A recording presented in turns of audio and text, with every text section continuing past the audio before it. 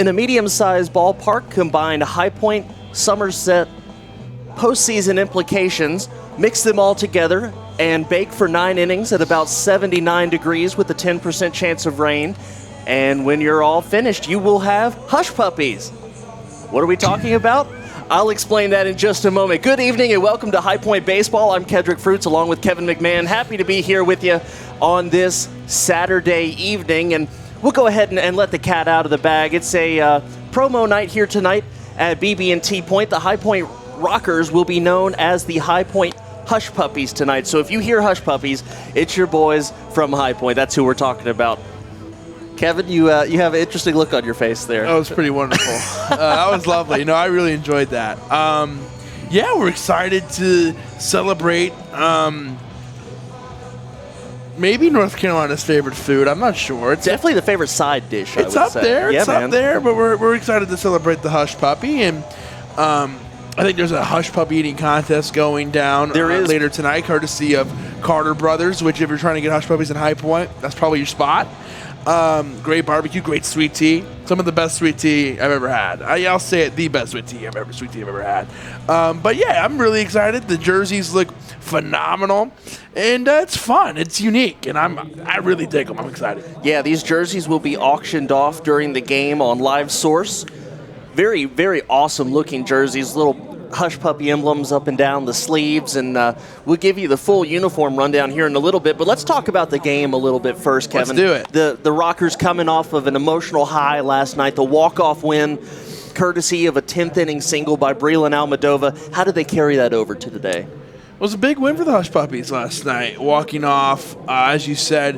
And the thing I loved about that play, and we talked about it a little bit with Jamie Keefe, and you'll hear a little bit later, but Breland Almadova came up as the guy who knows how to put down a bunt and loves that situation, can move guys over.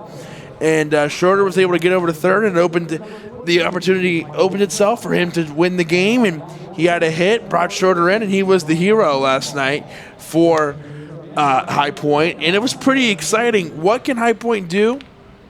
I always say attack early, but they really want to build off that 1-0 start yesterday, because you can win the series tonight and then your eyes turn to Sunday and you go, okay, we have a chance to sweep. What they can do tonight is try to strike first. It was the Patriots strike first yesterday, and the Rockers ended up winning, but that adds extra pressure and extra stress. So obviously you want to lead every single night, but if they can, I know which with TrackMan, this is easier said than done, but getting good hitters counts. I think that's going to be a big thing tonight. And, just getting big hitters counts. Take your time at the plate and make the pitcher pitch to you in the TrackMan era. I know that's easier said than done.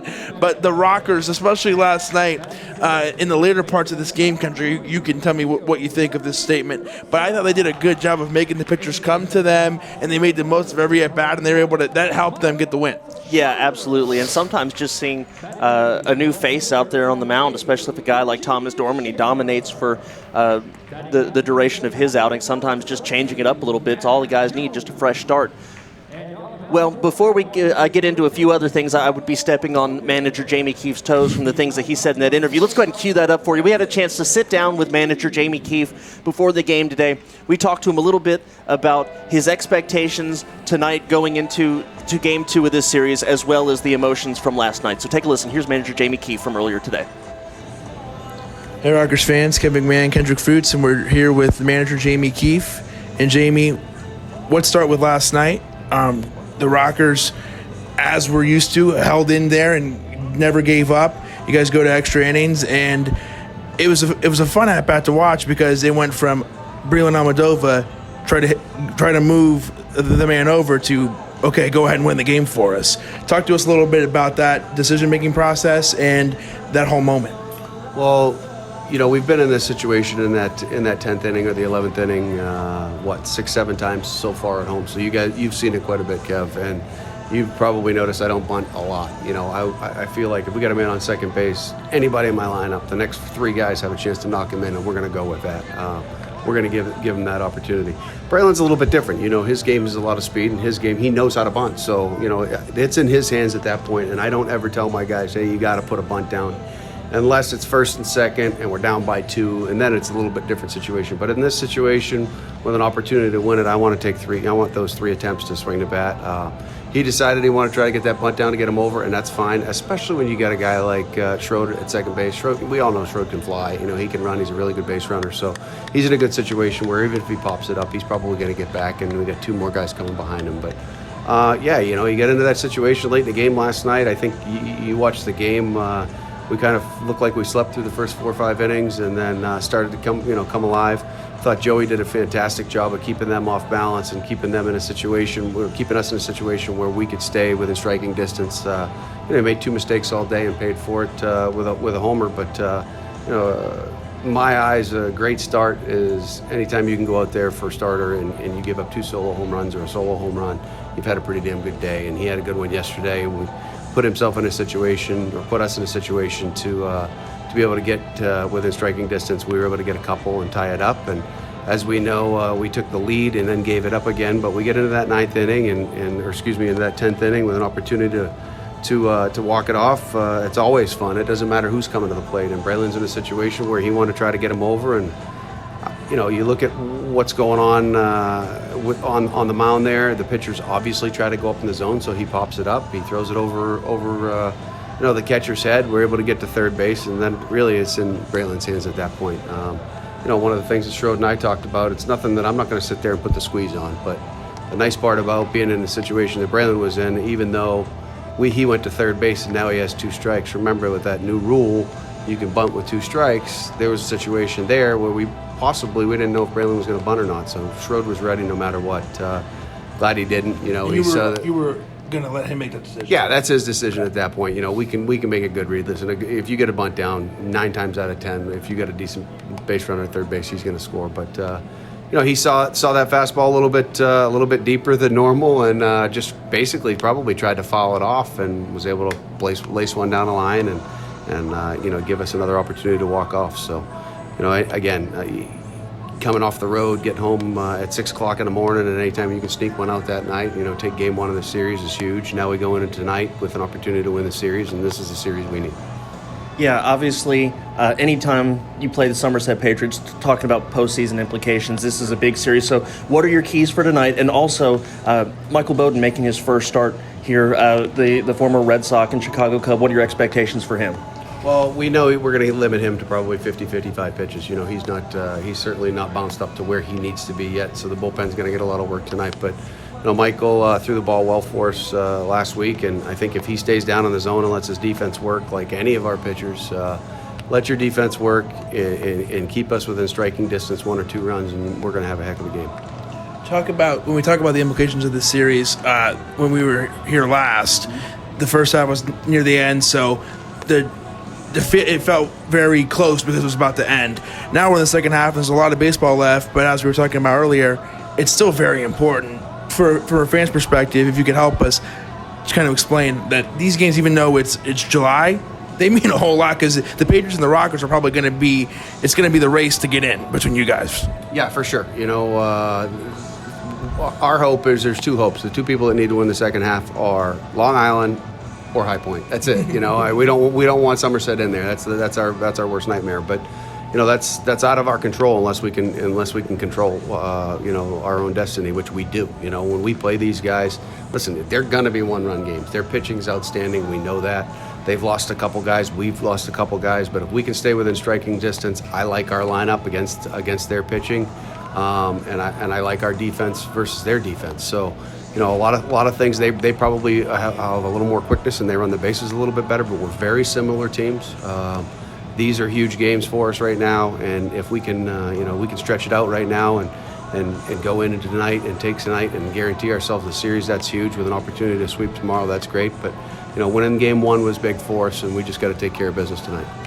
Looking at the probable sheet that we got yesterday, the Somerset Patriots going with Ryan Cushmal tonight. Obviously, don't give away any secrets or anything, but how does having faced a guy already, I think we saw him the last home series, how does that help you in preparation for a game like tonight? Well, I think it's more. It's not necessarily us and what what we're looking at as a coaching staff.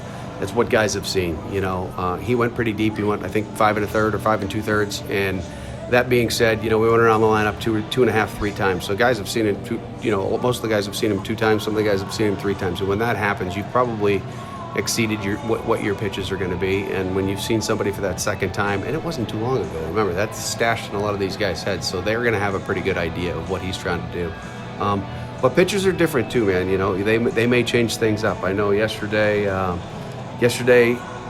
basically the first time around the order, all we saw was fastballs, and he sat us down in order, But then the second time around, what did he try to do? He tried to go soft stuff, and you're not going to get us out on soft stuff. You're just not going to do it. So tonight, we go in, and they're probably going to go with the same pattern. They're probably going to go the first time around. But if they're having success, why go away from it? But we know staff-wise what they try to do. They try to go around that order, throwing fastballs and getting ahead of you guys and give their offense an opportunity to stay ahead. For us, it's just getting ourselves into a little bit better hitting counts. I think that we were a little over-aggressive yesterday. Again, that has something to do with just getting off the bus and playing, But again, as we talked about earlier today, today's the hangover day. It's that day that we're a little probably more tired and it catches up with you. But I feel like the ability and the talent-wise that we have, I feel like your talent comes out a little bit more when you're tired.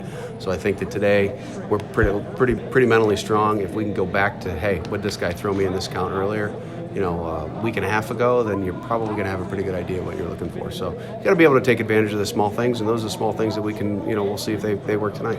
And last question for you, and we see it on both sides of the ball, offensively and defensively, but one of the most exciting parts of following this team is that it can be anybody any single night. We saw it on the offensive side of things with Breland stepping up at the end and getting the win, but how exciting is it for you as a manager that I can count on everybody's got my back basically every time I go out there? I mean, that's exactly how this team is. It doesn't matter who it is. It doesn't matter if it's a pitcher with an opportunity to win it. It doesn't matter. And it doesn't matter who it is, just like you said. It might be somebody that's 2 days away from a start and our bullpen's banged up and we got to go to him. There's nobody that I can't go to. When Edwin Carl was here, he's one of the best athletes we have on the team. When Edwin Carl was here, he had his spikes on probably, I would say 80% of the time, unless it was the night before his start, he'd have his spikes on just in case he had a base run.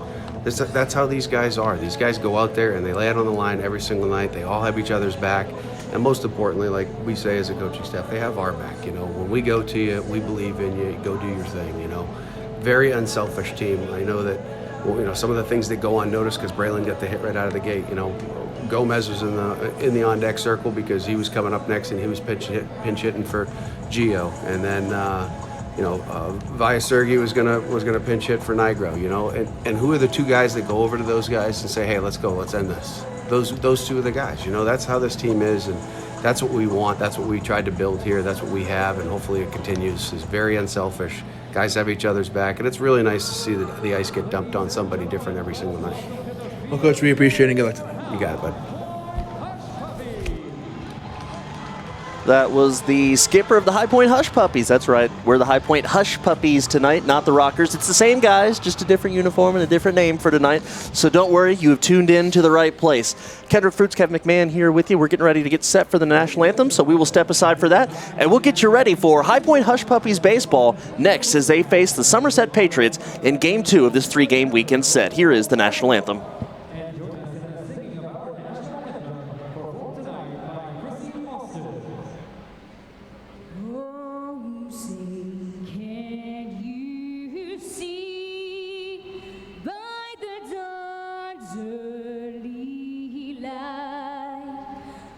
So proudly we hailed at the twilight's last gleaming, whose broad stripes and bright stars through the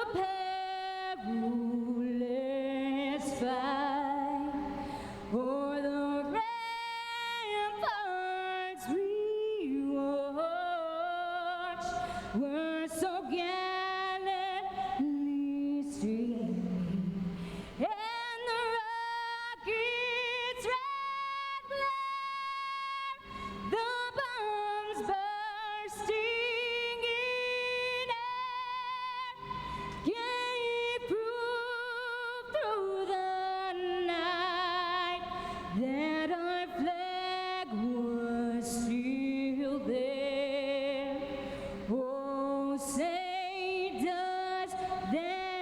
Star Spangled Banner yet wave for the land of the free and the home of the brave.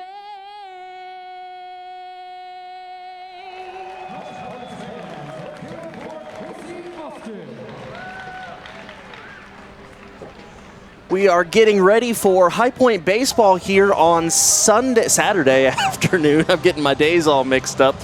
But we'll go ahead and get you all set for today. A new face for High Point on the bump tonight, and it's Michael Bowden, Michael Bowden, the former Boston Red Sox, the former Chicago Cub. We will introduce you to him first. First, we'll go ahead and let you know the way that Somerset is sending them to the box tonight. Leading off, Ramon Flores. He'll be in left field. Alfredo Rodriguez, the shortstop, bats in the number 2 spot. Jimmy Paredes at first base will bat third. Will Kinger at third base will bat in the number 4 spot. Mike Ullman, the designated hitter, bats 5th. Craig Massey at second base hits 6th. Justin Pacioli, the right fielder, will bat 7th. Yovan Gonzalez, the catcher, hits 8th. And Michael Kraus will be in center field and bat 9th. So, Kevin, before we get started too far in here today, your big key for the game. We heard what manager Jamie Keefe said as far as what needs to happen tonight. What are your thoughts? What does High Point need to do to take this series here tonight? Well, I think the one thing that the Rockers do very well is they don't get too high or they don't get too low. You know, they just come out every day to play baseball. And as we heard Coach or Manager Jamie Keefe talking about today, you know, the Rockers want to have fun and they want to win games. And Manager Keefe said that's our 2 missions. And so as we've talked about so far, they're doing a great job of doing both those things. So I think the Rockers, the hush puppies, whatever you want to call them tonight, need to come out and just do what they do. Stay even keel, make the pitchers come to them, and make the big plays when they come to you, but don't force them. And the Rockers never do that.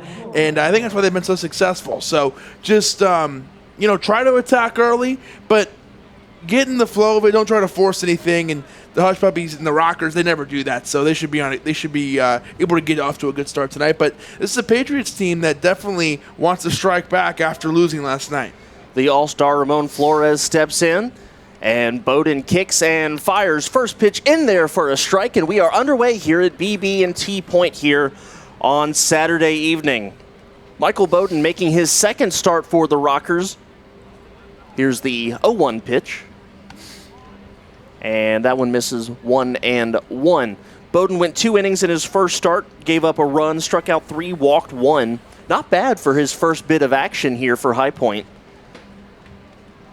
And he delivers the 1-1 pitch, swung on and popped up foul territory. Gomez racing over, loses his cap as he goes towards the Patriots bullpen, but that ball's going to bounce foul, count 1-2. And we usually go through the numbers of the pitcher when we introduce them to you. These numbers are not going to be a good teller about Bowden because it's such a small sample size, only 2 innings. We mentioned the fact that Bowden has spent some time in at some major league levels. In fact, he kind of has the unfortunate distinction of playing for the Boston Red Sox in between World Series titles. He got there in 2008. They won in 2007. He left in 2012. They won in 2013. So kind of unfortunate distinction there as Flores fouls this one straight back. Still some good teams in that stretch, though. Sure. And in his time in the major leagues, went 3-5, 103 games, a 4.51 ERA, mostly out of the bullpen. He's started a lot in the minors and also in the Korean League, an 18-game winner in 2016. So obviously Jamie Keefe said he's on a short leash tonight, 50 to 55 pitches, but the pitch is downstairs 2-2. We at least know what he's capable of doing, Kevin. No, we absolutely do, and this is a guy who does a little bit of everything when it comes to where he's positioned as a pitcher. We've seen him as a starter. We've seen him in relief, of course, starting here tonight. That pitch swung on, hit high in the air towards right field. It is foul. Looking over at it is the right fielder, Steven Cardulo, but No chance of making a play there. Count holds 2-2. He still went all the way to the wall there and was going to try. I love his hustle, his heart. He makes the wall stop him. He does not stop on a play.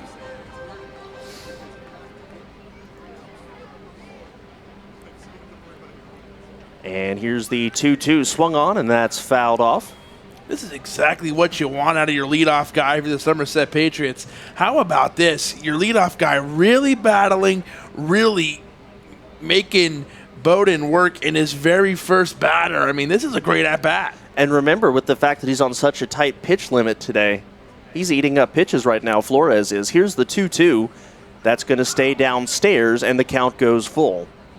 We didn't talk about it in the pregame today because we talked about it ad nauseum yesterday. We'll talk about it again throughout the game. Of course, those new Atlantic League rules, if you're not familiar with them, we will go over those as the game continues on. Here's the 3-2 from Bowden. That's swung on and fouled down the right field side. It's a comfortable 79 degrees here at the ballpark. It's been brought down due to the rainstorm that we encountered this afternoon. Only about a 10% chance of rain the rest of the night. Partly cloudy skies. I would even say mostly cloudy. But we should be good to go here. Here's the 3-2 swung on, and that's going to be blooped foul down the left field side. And this at-bat continues. What an at-bat. You got to give all the credit in the world to Ramon Flores here, who was putting together a great at-bat, really making Bowden work. Got to give a ton of credit to Bowden as well, who is not shying away and going straight towards them. These two are really battling. Left-handed hitter Flores, one of the all-stars for the Somerset Patriots, really one of the most dangerous hitters in this lineup, a 325 hitter. Bowden kicks and deals. Here's the 3-2. Swing and a miss. Strike 3. And the Puppies have their first out of the top of the first inning. Why don't we go ahead and set up the defensive alignment for High Point here, Kevin? Absolutely. We'll start in the outfield. We'll go left to right. Schaefer out there in left field. Richie Schaefer. Miles Schroeder in center field. Stephen Cardulo in right field. We'll go first base at third base. Vio Sergi Rosa at first. Michael Russell at second. Tyler Ladendorf at short. Hector Gomez at third. And the first pitch to the shortstop, Alfredo Rodriguez, will miss downstairs ball one. You got Matt Jones behind the plate and Bowden on the mound. And here's the pitch to Rodriguez in there, called strike. You got Jones behind the plate, and with the new rule, the headliner, if you will, is the fact that you can steal first. So we'll have to see how Jones reacts to that rule as well. Here's the 1-1. That's a fastball upstairs. And the count now 2-1. Rodriguez, a 269 hitter, a pair of home runs, 22 runs driven in. And here is the 2-1. Bowden again misses up in the count 3-1. You're good. Go ahead. We saw Frank Nigro do such a good job yesterday behind the plate of blocking the balls and treating the ball live at all times because it is. And we saw Matt Jones do it earlier today as well. Here's the 3-1 from Bowden. Misses downstairs, so a one-out walk for Rodriguez. Brings up Jimmy Paredes, a guy who the Rockers have learned to fear in his last couple of games here at BB&T Point. Paredes homered 2 straight games here at BB&T Point, going back a couple of Sundays ago, and then also yesterday a towering shot off of the video board in right center field. Yeah, and you put a guy on here for the powerful hitter in Jimmy Paredes. This is exactly what the Patriots want. It would be a great start for them. Rockers trying to get out of a tough spot here. The Hush Puppies, excuse me. Paredes, 7 home runs in just 21 games for Somerset. Bowden deals first pitch in there, called strike. Hush Puppy pitchers are going to have to be, that's hard to say, Hush Puppy pitchers, they're going to have to be very careful about the way that they pitch Paredes. I would venture they're most likely going to live on the outer part of the plate. Rodriguez takes his lead off of first. Bowden steps off and tosses over. That's one of the less talked about rules now to attempt to pick off. You have to completely step off of the rubber as a pitcher. We saw Tolliver last night getting a little creative with that rule last night. Bowden comes set, big swing, and Paredes fouls it back to the net. Count 0-2. Top of the first inning, if you're just joining us, it is Patriots 0, Hush Puppies 0. They even put Hush Puppies up on the scoreboard out there in right field. We're going all in tonight. I'm looking forward to the Hush Puppy eating contest. It's going to make me hungry, though. I was going to say the only issue I have with these jerseys is I'm really hungry. 0-2, the count to the big Paredes, but a check over to first base on Rodriguez first. Nothing doing there. And for Bowden, if he gets Paredes out here, it only counts as 1 out, but internally it feels like 2 or 3 outs for one. It would be such a big one. Paredes swings and hits this one a mile high, and it is foul. I mean, it's hard to put into words how powerful of a shot it was from Paredes yesterday. An absolute mammoth shot. This is a great opportunity for the Patriots to have a guy on base with one of their most powerful hitters, if not their most powerful hitter, at the plate. Bowden comes set. He works from the first base side of the rubber. He's a righty wearing number 10. Takes a long look in. Now delivers the pitch up and in to Paredes. And the count now 2-2.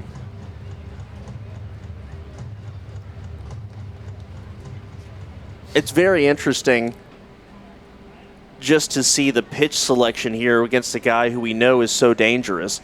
Off-speed pitch is fouled up and out of play over the left field side. Count still 1-2.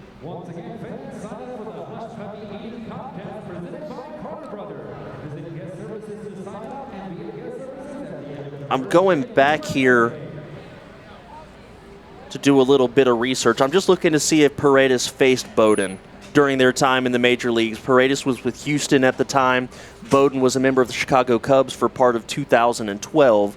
Just curious to see. Here's the pitch, swung on, and that's rocketed foul down the first base side. That came screaming off the bat It there towards the absolutely did. dugout. Luckily, everybody seems to be okay down there. Didn't hit anybody, I don't think.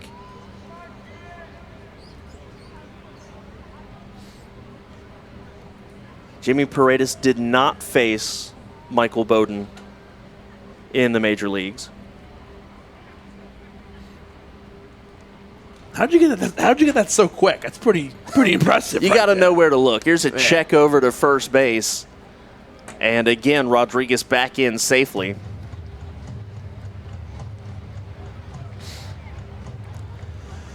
So the Patriots going with all gray uniforms today, navy blue lettering and numbers with a red trim. The High Point Hush Puppies wearing their traditional whites, just a little bit different. Here's the 3-2, swung on and grounded just past a sliding Vio Sergi Rosa.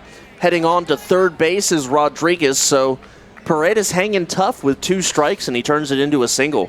The hit and run executed to perfection there by the Patriots.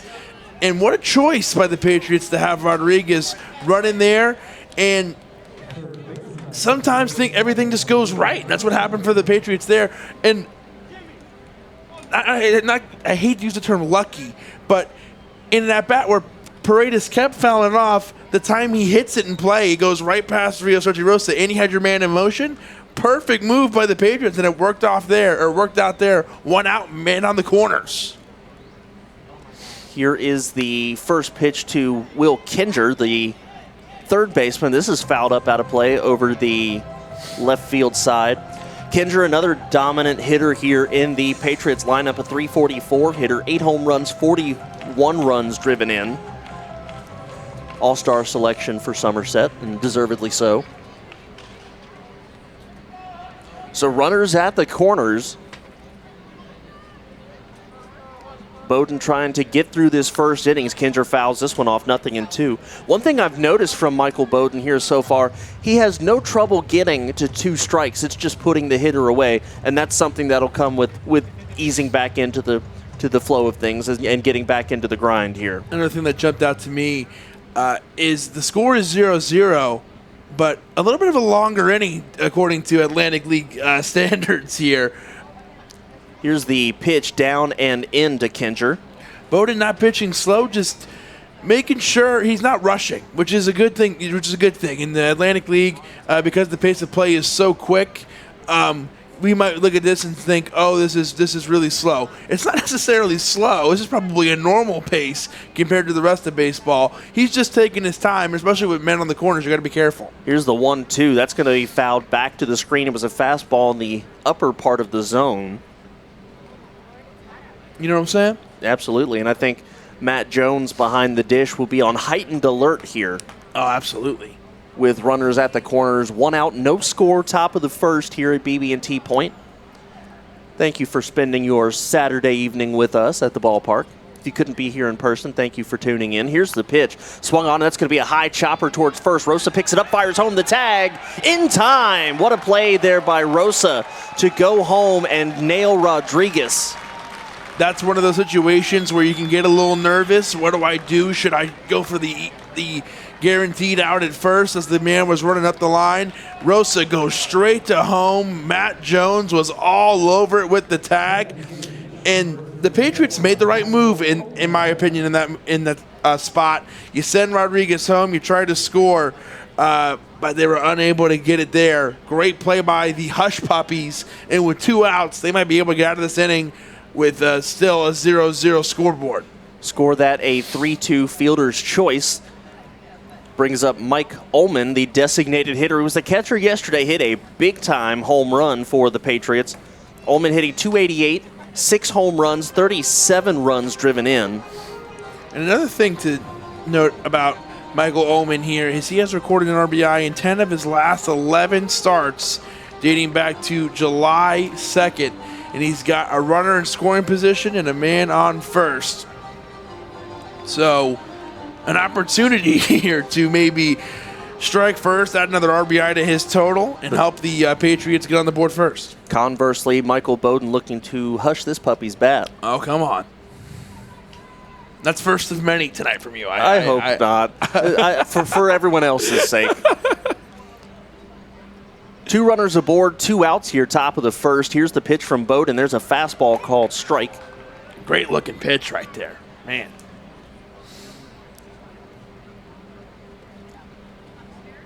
First thing I've noticed from Bowden so far today, he feels comfortable throwing that fastball. A guy who definitely has experience. Doesn't seem overly nervous in the situation. Here's the pitch. There's one down and away. Nice backhanded scoop there by Matt Jones on a hop. These new rules have definitely added extra pressure to the catchers, but what we've seen tonight and yesterday, because this is our first time seeing it with the new rules, we're seeing catchers really come to play and play, like you said, with heightened senses and always on. We're seeing some great displays at catcher. But you know what's interesting, and I'll finish this point as Bowden comes set here. Here's the 1-1 swing and a miss, count 1-2. What's interesting, though, is that it doesn't really change anything when there's runners on base because as a catcher, a ball that goes back to the screen, guys are moving anyways. So it just means that you can't take pitches off when there's nobody on, like to lead off an inning, for example. Right. There's stealing first in this case really doesn't come into play because you'd have to move 2 men over for the first base to even be available. 1 ball, 2 strikes, 2 outs, top of the first time is called at the plate as Mike Ullman, the former Texas Ranger, steps out. Big league connections all over the place. The ex-Astro at second, Jimmy Paredes. The former Red Sox and Cub, Michael Bowden, on the mound. The former Ranger Ullman at the plate. I could keep going. That's as far as we have time for here. Here's the 1-2 again. Time called by Ullman. You're right about the pace of play that Bowden is really taking his time out there. But obviously, you got to be careful in this situation where you don't want to go down early. He needs to be very careful about what he throws to a dangerous hitter at the plate. No, if nobody was on, you could maybe raise an eyebrow here. But you got 2 runners on. You in a big spot against a very explosive offense. Bowden doing exactly what he needs to do here. And he steps out. He puts his hands up to Ullman and say, "What are you waiting on?" And Ullman does the same thing. "What are you waiting on?" This is a massive pitch. This is a big at-bat. I know it's early, but runners on first and second in the top of the first. This is a huge at-bat, so take your time. Here's the 1-2 fastball down and away. 2 balls, 2 strikes. The game of cat and mouse between a pitcher and a hitter, in my opinion, is one of the most intriguing things in all of sports, at least in terms of mental mind games. Absolutely. Who's going to come out victorious? Here is the 2-2. Swung on and fouled back and out of play. Count stays 2-2. And as we talked about with manager Jamie Keefe, yes, it's July, but this is a really important game because of how much of an effect these two teams are going to have on each other throughout the rest of the season when we look to the postseason, depending on what happens. And, you know, tonight's a huge game because High Point won last night. The Hush Puppies would love to win the series tonight and have a chance to sweep tomorrow. Deuces are wild. 2 on, 2 out, 2-2 count here. That pitch stays upstairs. Looked like a changeup about eye high. Count goes full. And sometimes it takes some time to get into the game, whether you're a player, whether you're a fan. They're helping the fans and the broadcasters out tonight. I'm already jacked up. I'm all into it now. Full count, runners on first and second. Big, powerful hitter in Ullman, a guy who's hot. This is must-see stuff right here. I think Bowman probably going to get through 2 innings tops tonight at this point. 3-2 runners go. Swing and a miss. Strike 3 on the curveball. Michael Bowman rings up Mike Ullman, and we go to the bottom half of the first inning. Somerset Patriots 0, your High Point Hush Puppies coming to bat. This is High Point Hush Puppy Baseball. This is Julianne Condia, host of Rewritten here on Public House Media. Thank you so much for listening to the following broadcast on Public House Media. Once you are done with this episode, I hope you'll come check out my show, Rewritten, where we will talk about you having limitless potential and can rewrite your story at any time. No matter your background, your past, or current situation, you can have the type of life you crave. A new show comes out every single Monday. Don't forget to subscribe on iTunes so you never miss an episode of Rewritten. Thanks again for checking out the following broadcast on Public House Media.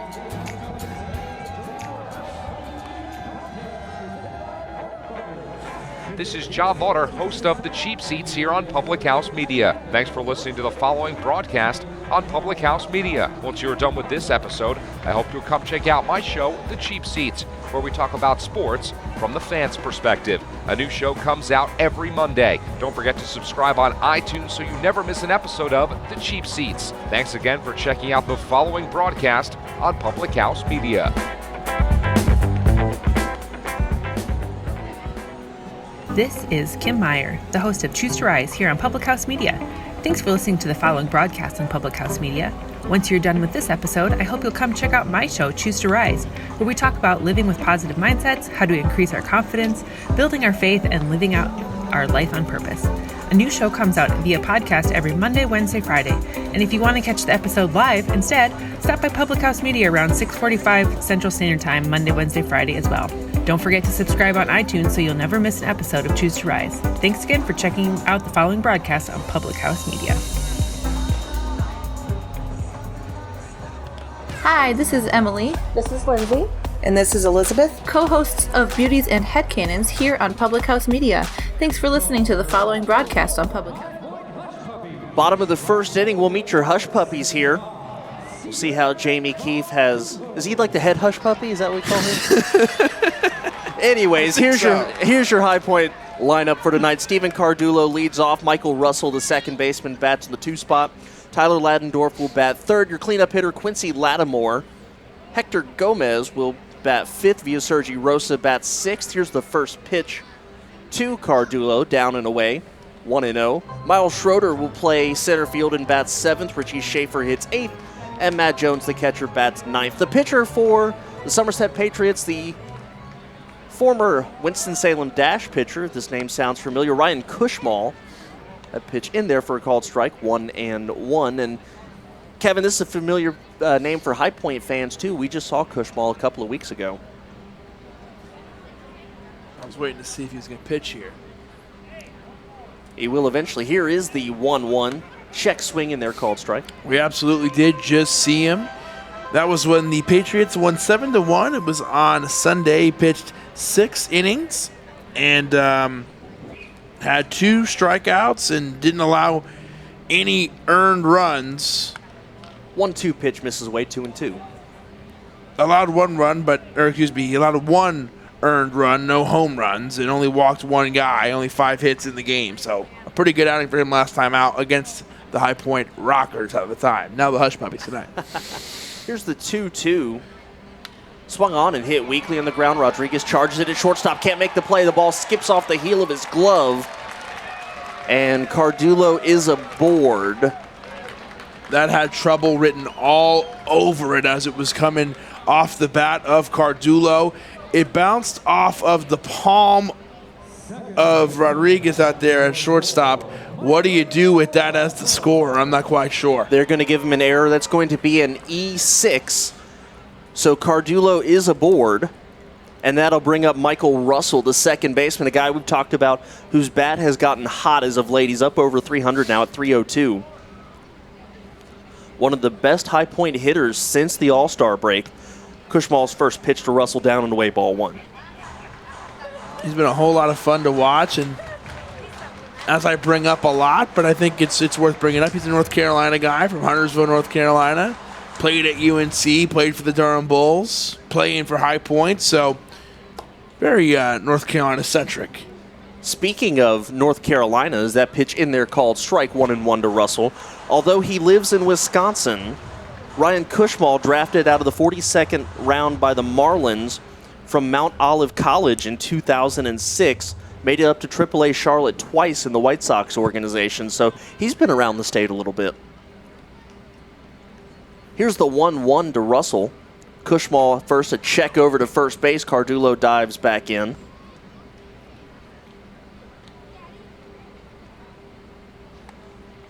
You'll notice with Kushmal, he does a thing with his glove before he pitches, either from the windup or from the stretch. He kind of wiggles it around a little bit.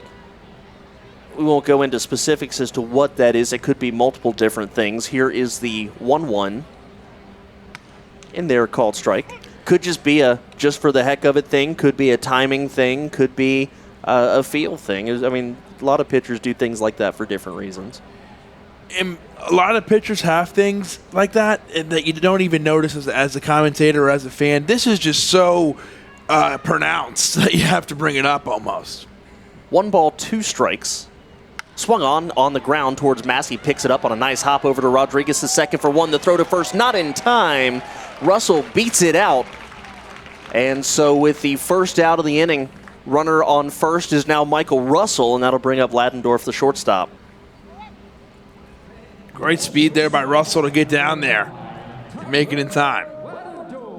Score that 4-6 fielder's choice. Ladendorf, one of your High Point All-Stars. Having a nice year, hitting .269, 11 home runs, 39 driven in. And the right-hander Kushmal comes set, ready to deliver towards the plate. In there, called strike for the fastball. It was really neat yesterday, Kevin. They unveiled the banner with the numbers of the 7 High Point Rockers who made it to the All-Star game here in High Point's inaugural season. That's a pretty awesome honor. 7 All-Stars, and those numbers will be up all season long to, in honor of that achievement.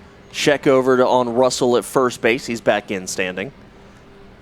And the neat thing, too, is just from a historical standpoint, those guys will forever be the first High Point All-Stars. You can't change that. No. It is what it is at this point. It's always cool to say, hey, I was the first. 0-1, the count to Ladendorf. Swung on and just got a piece of it, cued it off the end of the bat, and the count 0-2. No score here, bottom of the first inning between Somerset and High Point, a game where, although we're still 2 months out of the beginning of the postseason, this game has postseason implications all over it, buttered all over it, we should say. Come on. Or run out of hush puppy puns before the end of the first inning. Here's the 0-2 to Ladendorf, just missing 1 and 2.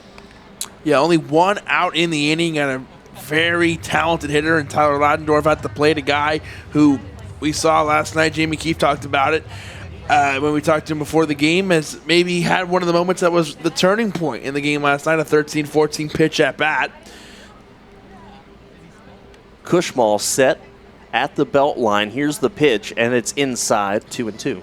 He's somebody who's really consistent, and with a guy on, he's one of the guys you'd love to have coming up. And if he can find a way on, he being Tyler Ladendorf, you got Quincy Lattimore coming up right behind him. He's the DH tonight. Kushmal, not really a sidearm pitcher, not really a three-quarters pitcher, but definitely comes at you from an odd angle. Here's the pitch, swing and a miss. Runner goes down to second. He is safe, so Ladendorf strikes out, but Michael Russell steals second. And so Quincy Lattimore, the designated hitter, will have a man on second here with 2 outs.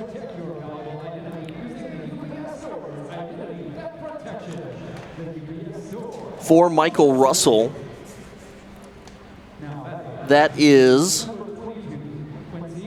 his 3rd steal of the year. Lattimore, a big-time hitter, 291, 13 home runs, 45 driven in. You mentioned most likely not an all-star just because he departed for the Mexican League right around the time of voting. Here's the pitch, and therefore a called strike. In terms of production, though, absolutely would have been one. That's the only reason I can think of, because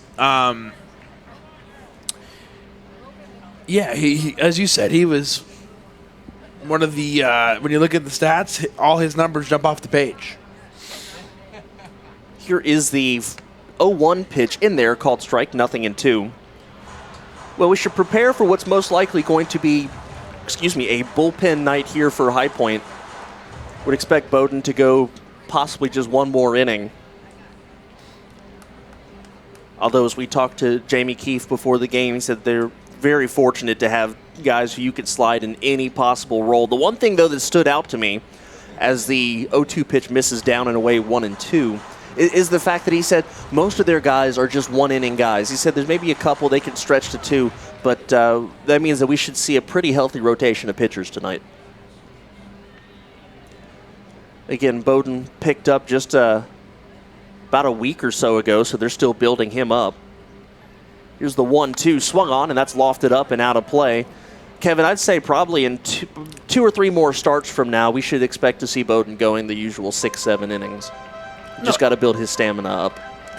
Build the stamina up, and it might sound silly, but get used to the league a little bit, especially with all the different changes that are going on, especially here in the second half. You can't be too careful. You want to let everybody get used to it. He's been around some this year. He's pitched in Puebla for the Mexican League, Oklahoma City, AAA for the Dodgers, Tulsa AA for the Dodgers, and now High Point. Is that pitch in there on the lower inside corner for strike 3? So they ring up Quincy Lattimore looking. We head off to the second inning now. It's no score here between the Somerset Patriots and the High Point Hush Puppies. You're right. You heard it. Good here on Public House Media. I just want to thank you for listening to the following broadcast brought to you by Public House Media. Once you're done with this episode, I hope that you'll come check out my show, How to Write Good, the writing show that is not about writing. A new show of How to Write Good comes out every Wednesday, so don't forget to subscribe on iTunes so you never miss an episode of How to Write Good. Again, thanks for checking out the following broadcast on Public House Media.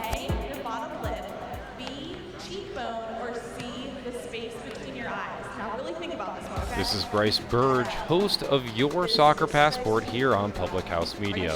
After this episode, come join us on a trip around the soccer world as we discuss club and country every Tuesday. Stamp your soccer passport by subscribing on Spotify, iTunes, or wherever you get your Public House Media podcasts. And thanks again for checking out the following broadcast on Public House Media.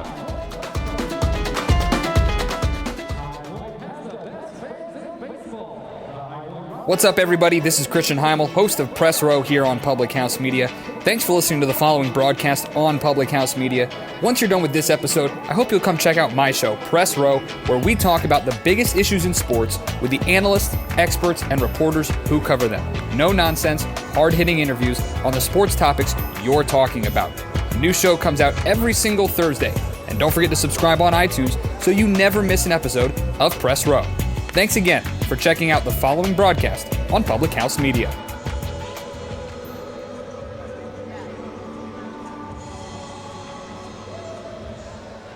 Top of the second, no score here from BB&T Point.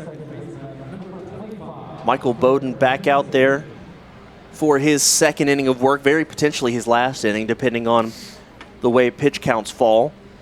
He will deal first to the left-handed hitting second baseman Craig Massey. It'll be Massey, Pacioli, and Gonzalez, the three scheduled hitters, 6, 7, 8 in the Somerset lineup. Bowden working again from that first base side of the rubber, kicks and deals. Just going to miss down, and the count 1-1.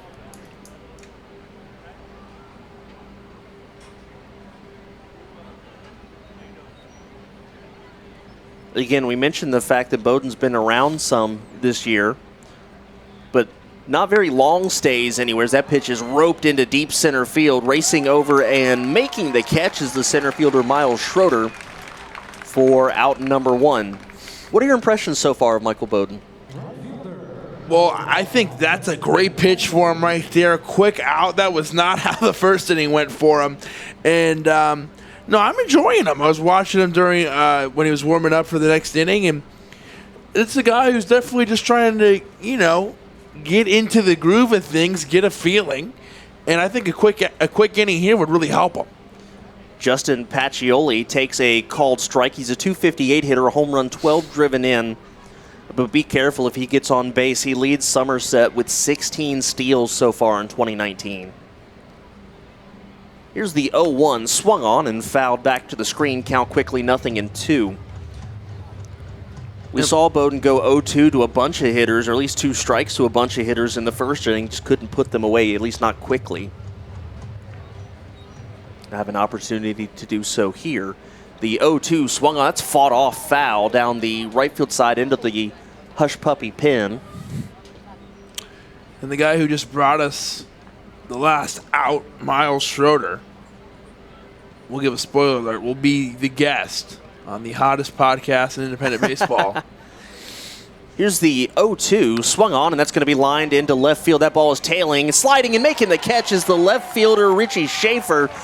This is a guy they slide all over the place. We talk about Schroeder being a jack of all trades, but Schaefer first base yesterday, left field today, fighting the sun, and slides to make a nice catch in left field.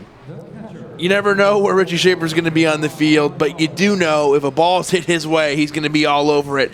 And that's what happened right there. A very heads-up play by Schaefer. Made it look easy. You'll see a lot of great defensive plays in this league that they make him look routine. He just slid, got back up. That's a big-time play.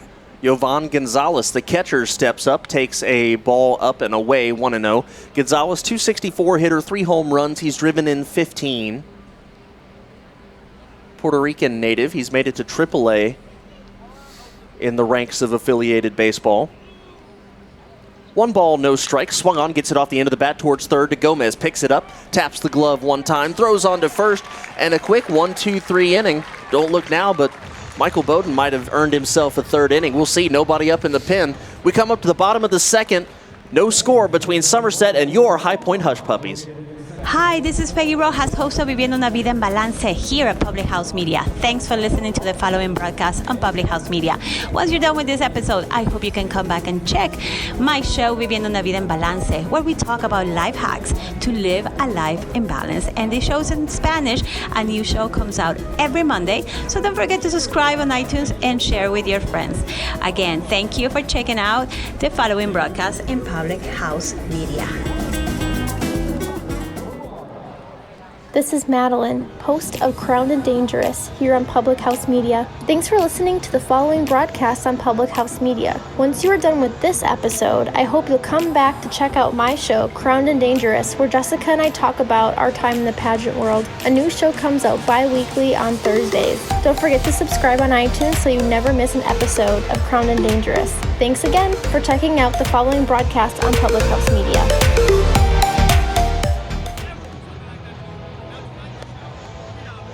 This is Liz Colburn, host of The Morning Uplift here on Public House Media.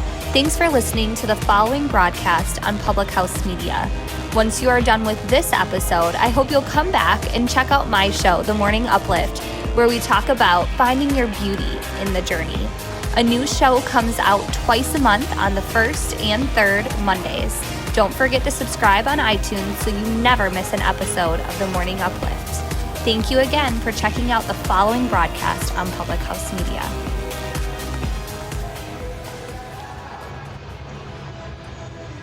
High Point has 5, 6, and 7. Hector Gomez, Vio Sergi Rosa, and Miles Schroeder coming up to bat. Led off by Hector Gomez, the man who was in the on-deck circle when Breland Almadova had the walk-off single yesterday.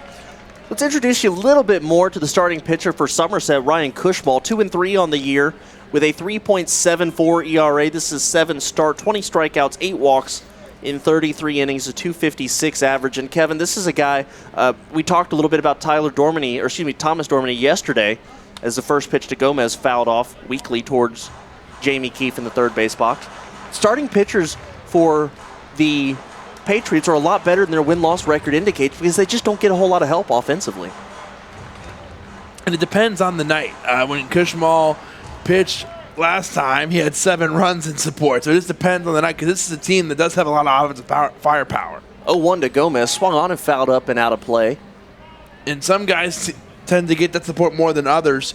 You look at last year with the Mets, DeGrom is a guy who he could go out there and pitch the greatest game of his life and retire a bunch of hitters and not let anybody on, maybe only give up 1 or 2 runs, and 1 run would do it because the Mets weren't able to help him.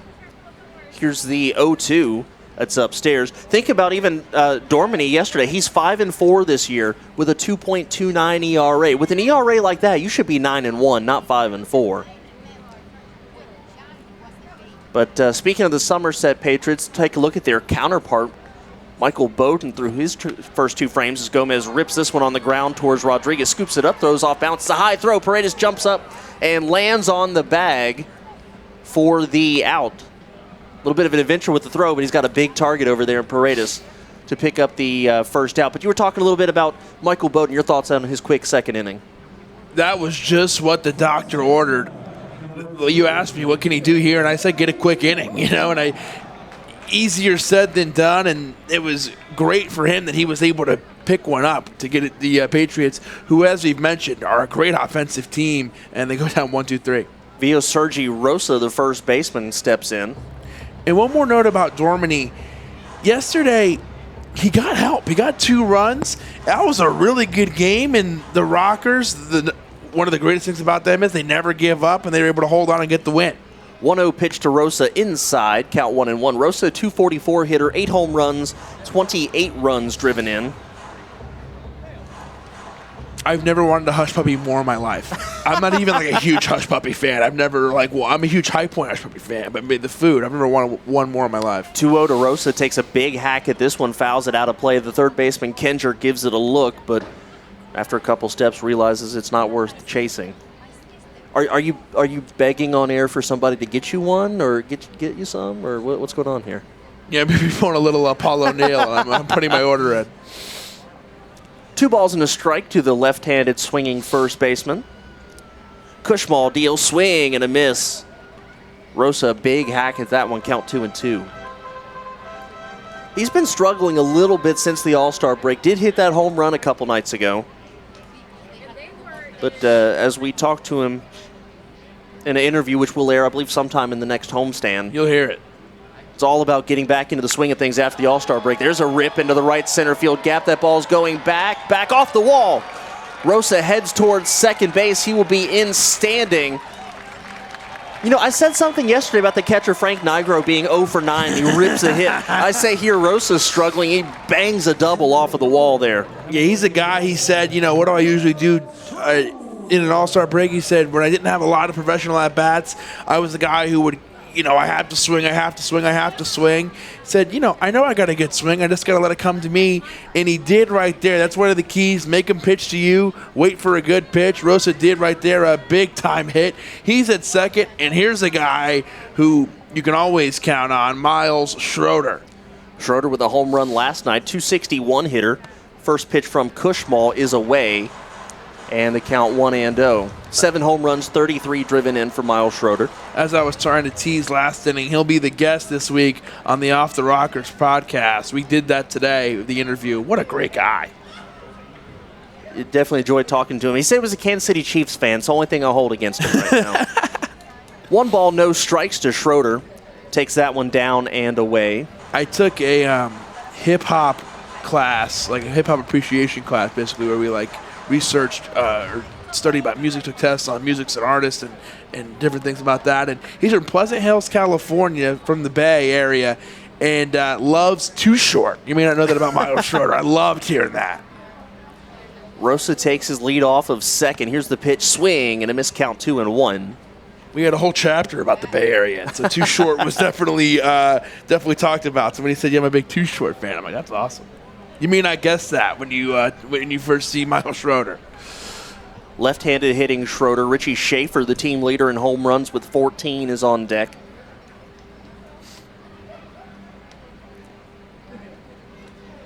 Cushmall set on the first base side, swings and fouled back to the screen, and the count 2-2. Last note on the music, but he says, "I love country music and I also love West Coast hip hop." I'm like, how can you not love that guy? And he's in a big spot here with a man on in scoring position, and he had that go-ahead at the time home run last night to make it 3-2. And he has been here all season long on the Rockers, just so consistent. Rosa takes his lead off a second. 1 out here, bottom of the second, no score. Schroeder, big swing and a miss, strike 3 for the second out of the inning.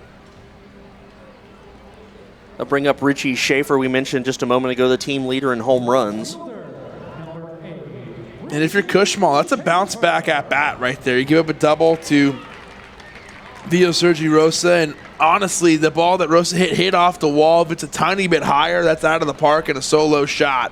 So Cushmall gives up the double. He comes back and strikes out a very talented hitter in Miles Schroeder. You have 2 outs now, and you have to face Richie Schaefer. But if you're Cushmall, you feel a little bit better after the double. And here's the first pitch to Schaefer. In there for a called strike. You have to be careful with him. Him leading the team in home runs is not an aberration. In 2017, AAA with the Cleveland Indians hit 30 home runs, 26 home runs in 2015, splitting time between Durham and the Montgomery Biscuits, speaking of teams with food monikers. And even in the major leagues, 5 home runs over 51 games with Tampa Bay, and part of 2 seasons with the Tampa Bay Rays. That went in there for a called strike, 0-2. So even up to the major league level, this is a guy who's got some pop. Cushmall gave up the first hit here in this game for the Rockers, for the Hush Puppies, up to Vio Sergi Rosa. And he has 2 strikes here on Schaefer. He might be able to get out of it. Cushmall comes set, ready to deliver the 0-2. Kicks in, fires, swing, and just got a piece of it, did Schaefer. Count stays 0-2. Most of the infield covered in shadow right now. In fact, all 3 bases are. Just a little patch of turf in between second and third base remains in the sunlight. Sky's starting to transition from gray to blue as the clouds break up here a little bit. Cushmall steps off the rubber. But luckily, because of that thunderstorm we had this afternoon, temperatures will stay fairly reasonable through this evening. No, that ended up being a great thing that happened because it made it a nice night, temperature-wise. 0-2 to Schaefer. And that one's just going to miss. Everybody on Somerset started to take at least a step to the dugout. Gonzalez included behind the plate. He framed it and he was throwing it towards the dugout. 1 ball, 2 strikes. Rosa off his second, looking to break the scoreless tie, bottom of the second inning. Nobody up in the High Point pen, so here's the pitch. Swing and a miss, strike 3. And it looks like Michael Bowden will head back out for the 3rd inning. So we go to the top of the 3rd. We're still scoreless between the Somerset Patriots and your High Point Hush Puppies. This is Rachel Mullins, host of #NoFilterFriday here on Public House Media. Thanks for listening to the following broadcast on Public House Media. Once you're done with this episode, I hope you'll come check out my new show, #NoFilterFriday, where we talk about all of the sexual misconduct allegations swirling around Hollywood. A new show drops every Friday at 8:30 Pacific Standard Time. Don't forget to subscribe on iTunes so you'll never miss an episode of #NoFilterFriday. Thanks again for checking out the following broadcast on Public House Media.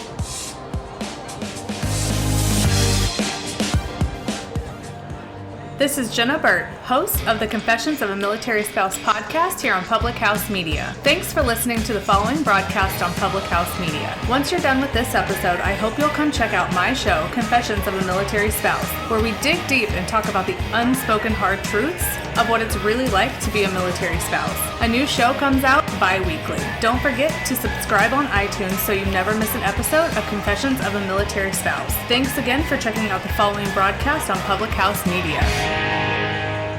How's it going, everybody? Hey guys, This is Keith. and Katie from Coffee with Keith and Katie on Public House Media. Thanks for listening to the following broadcasts on Public House Media. When you're done listening to this show, I hope you'll come check out our show, Coffee with Keith and Katie. A new episode comes out every Sunday morning at 9 o'clock. Thanks for listening to the following broadcast on Public House Media.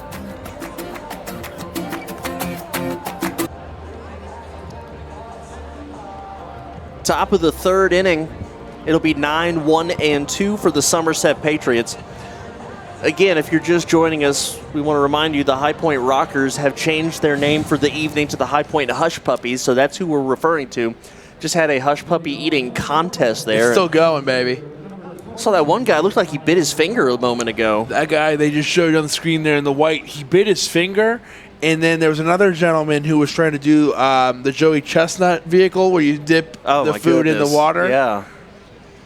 So Michael Kraus shows bunt, pulls back, but it doesn't matter. It's a strike, and that's how we begin the top of the third. He's a .243 hitter, 6 home runs, 19 RBIs from New Westminster, California. He's made it up to AAA so far in affiliated baseball. Here's the pitch, swing and a miss, and the count 0-2. Well, Michael Bowden making it officially further in this game than he did his last outing, as he looks to build up stamina to become a regular in the rotations. And that one's strike 3 looking. He paints the corner with a curveball. Well, after a rough first inning, Bowden has been sharp. And Bowden right there, the gentleman who bit his finger, won the Hush Puppy contest, so he'll take that scar as a trophy.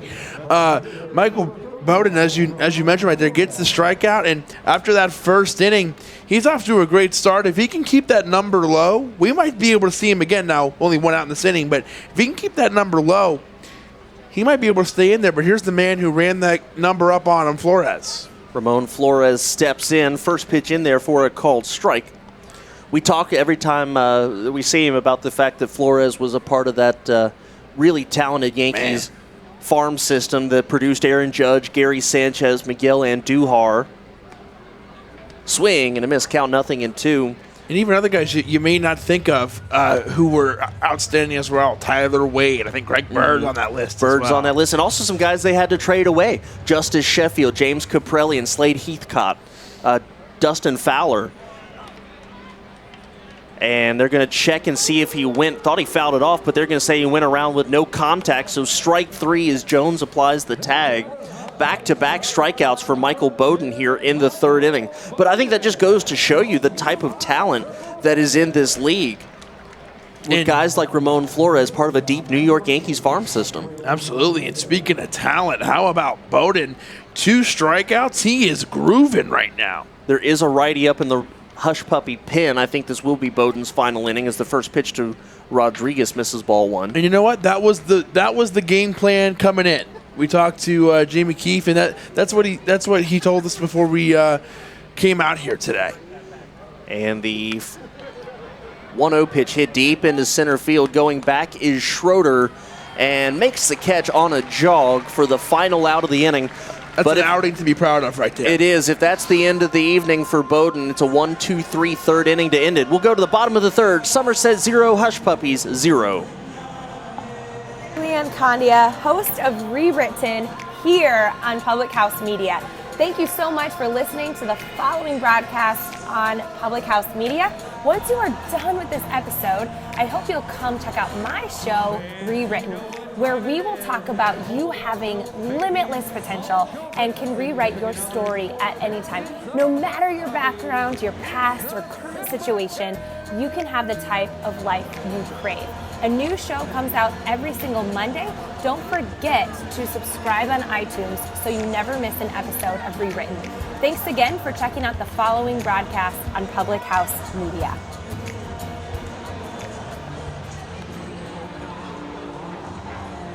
This is John Lauder, host of The Cheap Seats here on Public House Media. Thanks for listening to the following broadcast on Public House Media. Once you're done with this episode, I hope you'll come check out my show, The Cheap Seats, where we talk about sports from the fans' perspective. A new show comes out every Monday. Don't forget to subscribe on iTunes so you never miss an episode of The Cheap Seats. Thanks again for checking out the following broadcast on Public House Media.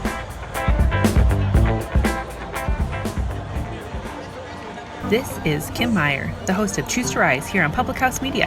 Thanks for listening to the following broadcast on Public House Media. Once you're done with this episode, I hope you'll come check out my show, Choose to Rise, where we talk about living with positive mindsets, how to increase our confidence, building our faith, and living out our life on purpose. A new show comes out via podcast every Monday, Wednesday, Friday. And if you want to catch the episode live instead, stop by Public House Media around 6:45 Central Standard Time, Monday, Wednesday, Friday as well. Don't forget to subscribe on iTunes so you'll never miss an episode of Choose to Rise. Thanks again for checking out the following broadcast on Public House Media. Bottom of the third inning, Hush Puppies coming to bat in a scoreless game. It'll be Matt Jones, the catcher, the number 9 hitter, then back around to the top, Cardullo and Russell. One hit apiece for these two squads. First pitch to Jones will miss down and in. Jones, a .241 hitter with 7 runs batted in, but don't let that average fool you. 2 weeks ago, he was hitting 175 or so he's brought his average up 60 points as he has adjusted to being here in High Point. He fouls this one off, and the count 1-1. And we'll see, if at all, if this off day can help him. We won't know if it'll help him or not, but or if he has the success, was that a reason why? But we got Sergio Rosa, a guy who had a day off and yesterday and hit a double, first time out. 1-1 from Cushmall, swing and a foul straight back to the screen. When a guy fouls a ball straight back like that, you know that his timing was perfect. He just missed it a little high or a little low. Talking about the fact that the Patriots and the Hush Puppies / Rockers are vying for postseason spots here as we go into the second half of the season. Just look at how many guys on each of these teams have made it to the major leagues as that pitch is swung on and hit a mile high in the infield. Massey and Rodriguez around second base. Who's going to call for it? It's the second baseman, Massey, who puts it away for out number 1, and that'll bring up Steven Cardullo. But High Point has 8 guys on their roster who have made it to the major leagues, not to mention a pitching coach who won 175 games and a Cy Young in 1988. But also, the Patriots have 7 guys on their roster who have made it to the major leagues before. So there are, we're talking top quality talent here, not just them, but everybody throughout the lineup. And here is Steven Cardullo, one of those major leaguers who fouls that one off in the count, 0-1. The former Colorado Rocky, Cardullo.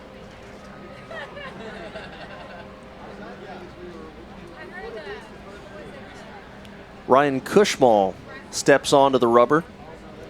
A couple other games in progress here tonight. Well, not here, but just across the Atlantic League. That one misses down and the count 1-1.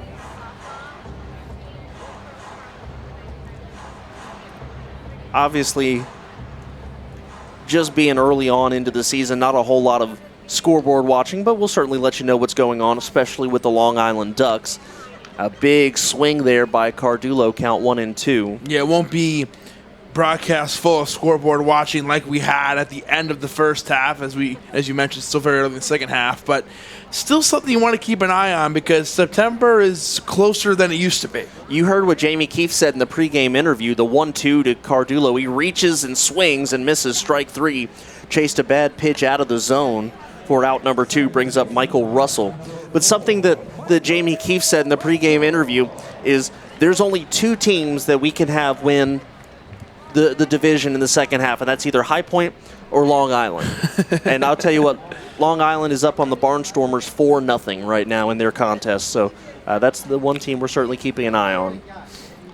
Russell reached via fielder's choice, stole second in the first inning, but ended there, swings in the first pitch, and bloops it into foul territory. Paredes takes a couple of steps over from first, and he'll make the catch for the final out of the inning. So we talk about the quick 1-2-3 for Bowdoin. Well, Ryan Cushmall comes back and answers with a 1-2-3 of his own. We've played 3 here at BB&T Point, and we're still scoreless. We'll head to the 4th. It's the Patriots 0 and your High Point Hush Puppies 0. Hi, this is Emily. This is Lindsay. And this is Elizabeth, co-hosts of Beauties and Headcanons here on Public House Media. Thanks for listening to the following broadcast on Public House Media. Once you are done with this episode, we hope you'll come check out our show, Beauties and Headcanons, where we talk nerdy to you about fandoms, fan fiction, and all pop culture for nerds that you can think of. A new show comes out every Friday. Don't forget to subscribe on iTunes so you never miss an episode of Beauties and Headcanons. Thanks again for checking out the following broadcast on Public House Media. This is Daniel Poppy, host of How to Write Good here on Public House Media. I just want to thank you for listening to the following broadcast brought to you by Public House Media. Once you're done with this episode, I hope that you'll come check out my show, How to Write Good, the writing show that is not about writing. A new show of How to Write Good comes out every Wednesday, so don't forget to subscribe on iTunes so you never miss an episode of How to Write Good. Again, thanks for checking out the following broadcast on Public House Media. This is Bryce Burge, host of Your Soccer Passport here on Public House Media. After this episode, come join us on a trip around the soccer world as we discuss club and country every Tuesday. Stamp your soccer passport by subscribing on Spotify, iTunes, or wherever you get your Public House Media podcasts. And thanks again for checking out the following broadcast on Public House Media.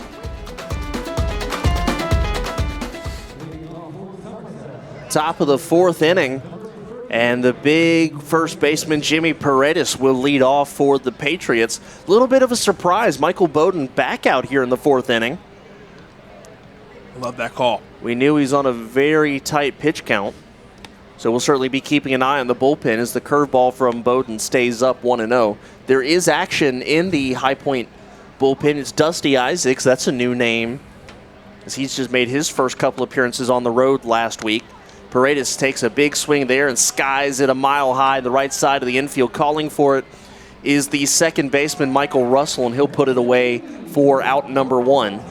Huge out to get Jimmy Paredes there, a very talented hitter, a very dangerous hitter in this lineup for the Patriots. Hit one off the scoreboard yesterday in a home run, so getting him out is huge, and he had such a good end of the inning, Bowdoin did, and he's around that number, but not necessarily over it yet. I love the call to keep him in.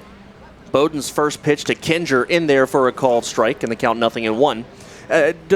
Don't misunderstand me. I am not... No, and I don't hope I wasn't going after you. Excuse me, fighting off a sneeze here. That pitch inside, 1-1. Don't misunderstand me. I'm not trying to compare Paredes to Reggie Jackson in this story. But Reggie Jackson was famous for a quote that he said, "The moment I step into the box," as that pitch is fouled off, 1-2, "the moment I step into a box, there's a runner in scoring position." Not comparing Paredes to Jackson, but the Rockers kind of have to feel like that, especially with the power we have seen from Jimmy Paredes, not just in this series, but the previous one as well. The count 1-2 to the third baseman, Kinger. Bowdoin kicks and fires. There's a fastball upstairs. Kinger wanted to swing but held off wisely, and the count 2-2. This is a guy Bowdoin, who's coming off 2 1-2-3 innings in a row. Already has one out here. Here's the 2-2 to Kinger. A curveball, strike 3. Actually looks like a hard power slider, and another strikeout for Bowdoin. That's 5 tonight. He's just given up 1 hit so far. I'd say with pitching like that, I think even if he's crossed over the threshold there, I think you got to let him finish the inning. He's retired, 9 guys in a row at this point? He's on fire. He is pitching great, and the High Point Rockers coaching staff has to absolutely love this. Here is Mike Ullman, swing and a miss. Strike one. And not only that, but thinking about the fact that maybe they originally thought they were only going to get a couple innings out of him, he's kind of helping your bullpen a little bit too. I mean, obviously you're still going to go to him in the middle stages of the game, but still, you're definitely taking a little bit of the workload off of him as that fastball misses down 1-1. And his stuff looks good. As you've mentioned, you've been calling him out. It's not just one pitch in particular. He's mixing a bunch of stuff in, going to a lot of different ones, and they all look good. 1-1, he goes back to the off-speed pitch, and that gets away from Jones, but no attempt there from Mike Ullman. But you notice Jerry Martinez, the home plate umpire, he drops back right away. I mean, it's an adjustment for everybody. He had a smile on his face as he came back, and nothing happened. He's got to give the catcher a little space to move. You never had to think about that before. 1 ball and 2 strikes to Ullman. And Bowden kicks and deals. Fastball swung on, and that's going to be hit high into shallow right center field. 3 Hush Puppies are chasing after it. It'll be the right fielder, Steven Cardulo, to put it away. So another 1-2-3 inning, and 10 hitters retired for Michael Bowden in a row. So we go to the bottom of the 4th. Still no score. You're listening to High Point Hush Puppies Baseball. This is Daniel Poppy, host of How to Write Good here on Public House Media. I just want to thank you for listening to the following broadcast brought to you by Public House Media. Once you're done with this episode, I hope that you'll come check out my show, How to Write Good, the writing show that is not about writing. A new show of How to Write Good comes out every Wednesday, so don't forget to subscribe on iTunes so you never miss an episode of How to Write Good. Again, thanks for checking out the following broadcast on Public House Media.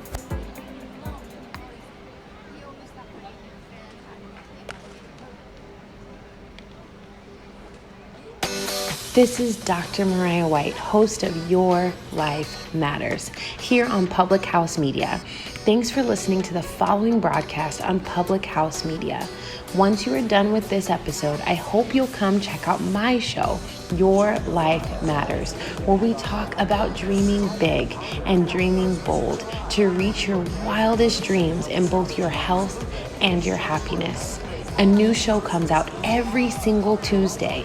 Don't forget to subscribe on iTunes so you'll never miss an episode of Your Life Matters. Thanks again for checking out the following broadcast on Public House Media. What's up, everybody? This is Christian Heimel, host of Press Row here on Public House Media. Thanks for listening to the following broadcast on Public House Media. Once you're done with this episode, I hope you'll come check out my show, Press Row, where we talk about the biggest issues in sports with the analysts, experts, and reporters who cover them. No nonsense, hard-hitting interviews on the sports topics you're talking about. A new show comes out every single Thursday. And don't forget to subscribe on iTunes so you never miss an episode of Press Row. Thanks again for checking out the following broadcast on Public House Media. Bottom of the 4th inning, it'll be 3, 4, and 5 for your Hush Puppies coming up here. Ladendorf, the first of them, and he picks on the first pitch from Cushmall and hits a shallow pop-up into short left field. Racing back is Rodriguez, the shortstop, and he snares it over the shoulder for out number 1. 1 pitch, 1 out for Cushmall. A quick start in the bottom of the 4th. We talk about Bowden. How about Cushmall, the night he's putting together? 5 strikeouts on the evening, a lot of quick innings. He came off a 1-2-3 inning. I think the most batters he's faced in an inning is 4.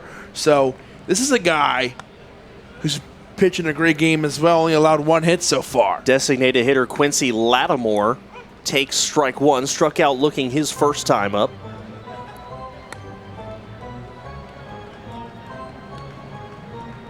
I found something out really interesting about Quincy Lattimore a couple of days ago. I'll share that here in just a moment. Here's the 0-1 pitch. That's going to miss away. I have a friend in the broadcasting business who is the broadcaster for the Bradenton Marauders in the Pittsburgh Pirates organization. They just recently unveiled their Bradenton Team of the Decade, and Quincy Lattimore was listed as an outfielder on their all-decade team. That's awesome. Here's the 1-1 to Lattimore. That's a called strike. There were a couple other interesting names on that list. Let me see if I can pull that up real quick.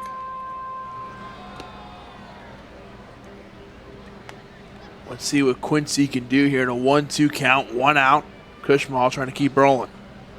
He delivers off speed, and he gets Lattimore to chase the pitch down and away. Strike 3, his second strikeout of the night, and the 6th for Cushball.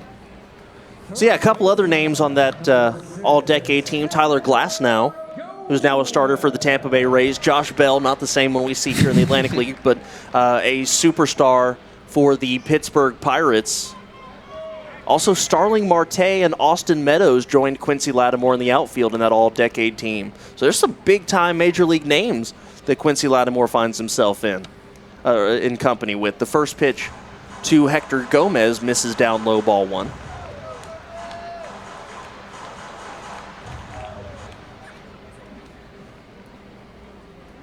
Gomez grounded out to short his first time up. Here's the 1-0 pitch in there for a called strike.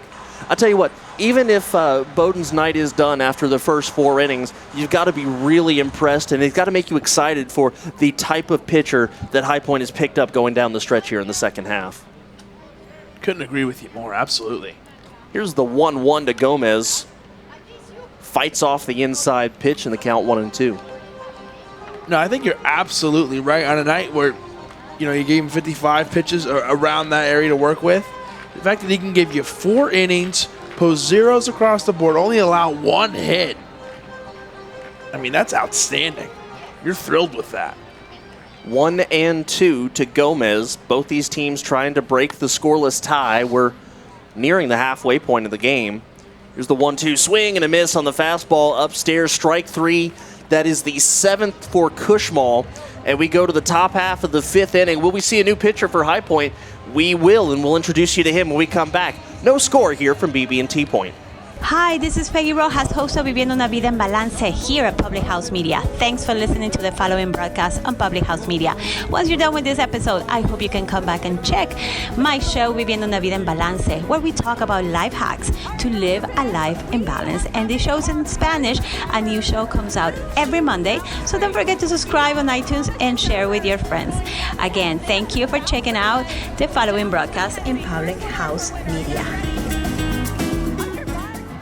This is Madeline, host of Crowned and Dangerous here on Public House Media. Thanks for listening to the following broadcast on Public House Media. Once you are done with this episode, I hope you'll come back to check out my show, Crowned and Dangerous, where Jessica and I talk about our time in the pageant world. A new show comes out bi-weekly on Thursdays. Don't forget to subscribe on iTunes so you never miss an episode of Crowned and Dangerous. Thanks again for checking out the following broadcast on Public House Media.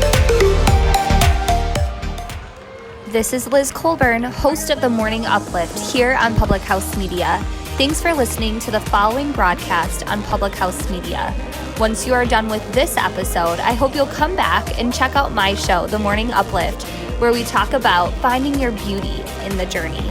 A new show comes out twice a month on the 1st and 3rd Mondays. Don't forget to subscribe on iTunes so you never miss an episode of The Morning Uplift.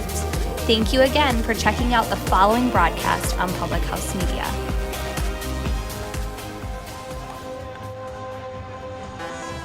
This is Jessica Hammer, co-host of Crowned and Dangerous here on Public House Media. Thanks for listening to the following broadcast on Public House Media. Once you are done with this episode, I hope you'll come check out my show, Crowned and Dangerous, where Maddie and I talk about all things pageant related, especially our experiences in the Miss America organization.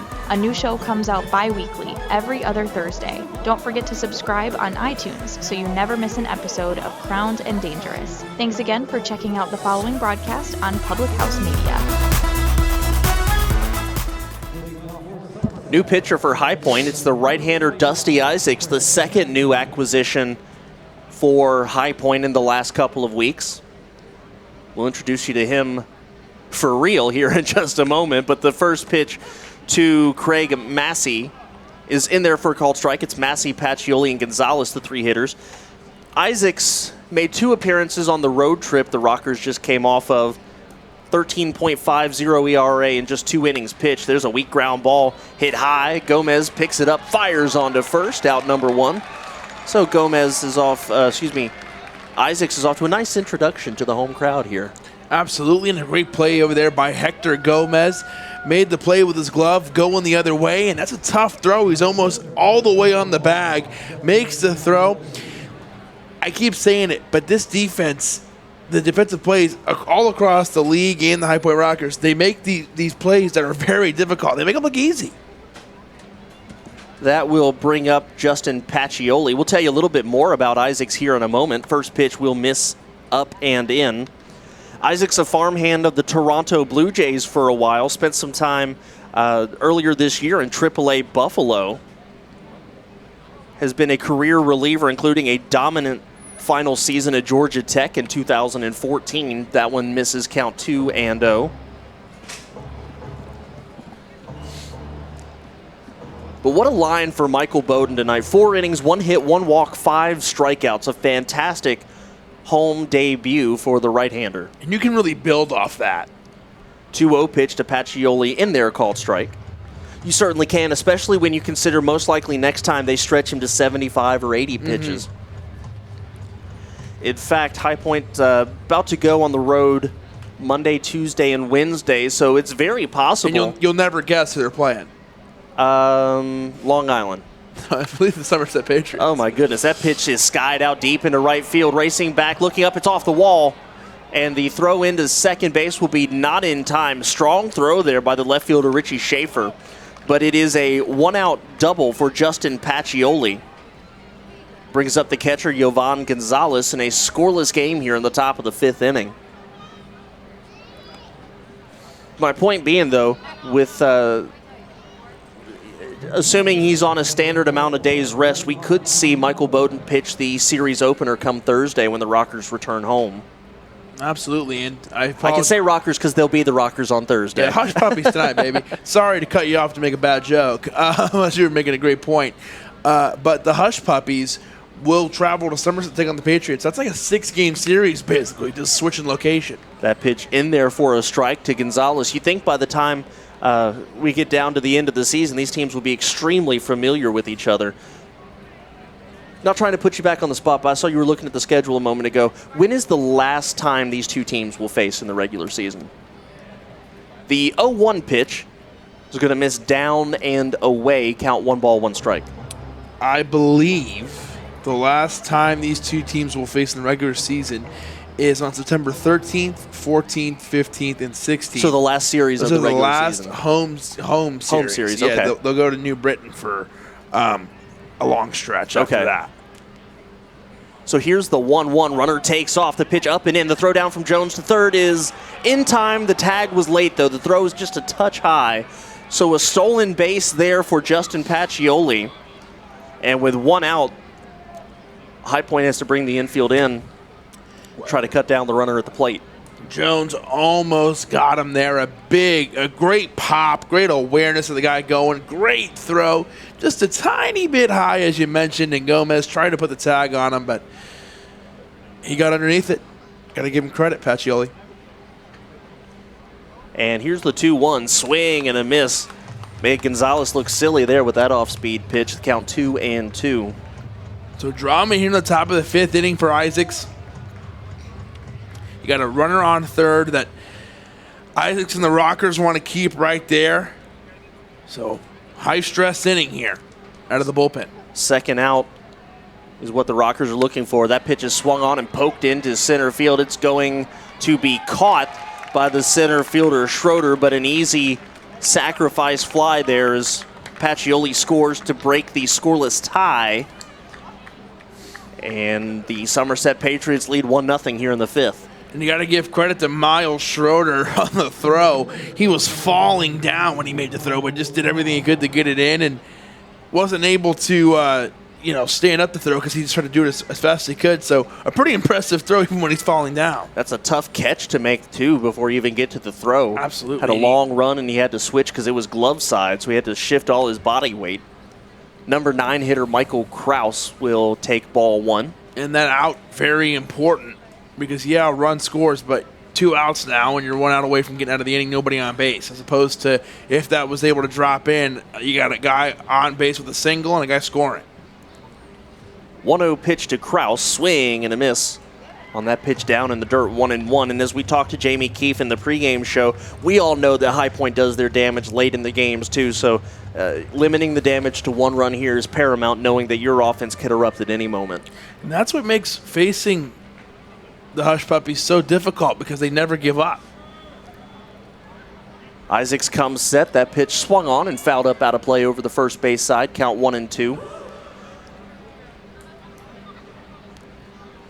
This is very rarely a team, if ever, that will just. I don't think I've ever seen them just roll over and give up a game. You know, they in that eighth inning stat shows that. I mean, that's where they score most of their runs. They hit 280 in the eighth inning as a team. Unbelievable.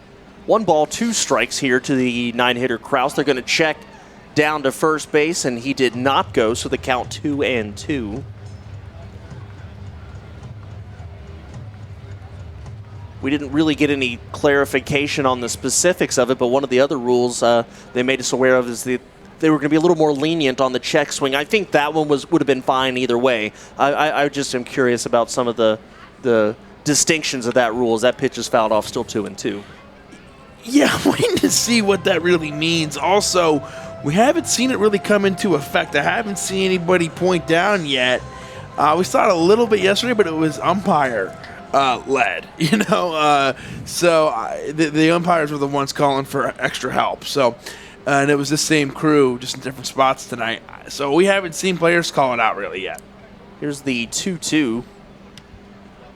And he holds up on that one. Count goes full. Talking to some guys down in the office earlier today, the best that I can understand it is that you can go through more of the zone, your bat head, as long as you don't break your wrist. I think they're looking for more a specific break of the wrist to be the big sign, because a lot of guys, they go a good ways around, but obviously you're not trying to swing without breaking your wrist. Here's the 3-2. Swing and a miss, strike 3. And that's the final out of the inning. So the Patriots break the scoreless tie, but Dusty Isaacs holds them there, and we will head to the bottom half of the 5th inning. Hush Puppies will have 6, 7, and 8 coming to bat in the bottom of the 5th. How's it going, everybody? Hey, guys. This is Keith. And Katie from Coffee with Keith and Katie on Public House Media. Thanks for listening to the following broadcasts on Public House Media. When you're done listening to this show, I hope you'll come check out our show, Coffee with Keith and Katie. A new episode comes out every Sunday morning at 9 o'clock. Thanks for listening to the following broadcast on Public House Media.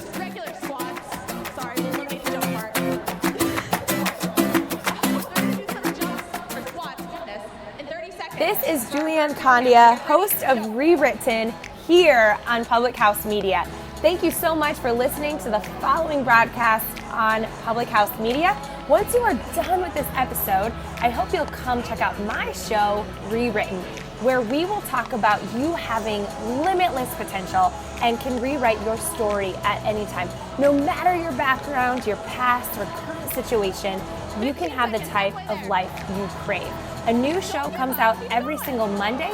Don't forget to subscribe on iTunes so you never miss an episode of Rewritten. Thanks again for checking out the following broadcast on Public House Media. All right, I'm pretty sure Kirsten is our winner. Congratulations.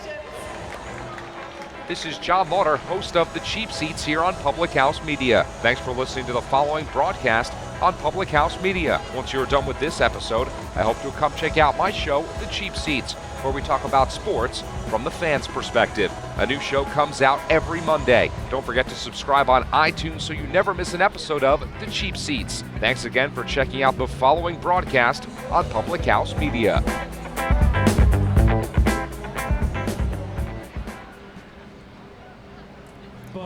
Bottom of the 5th inning.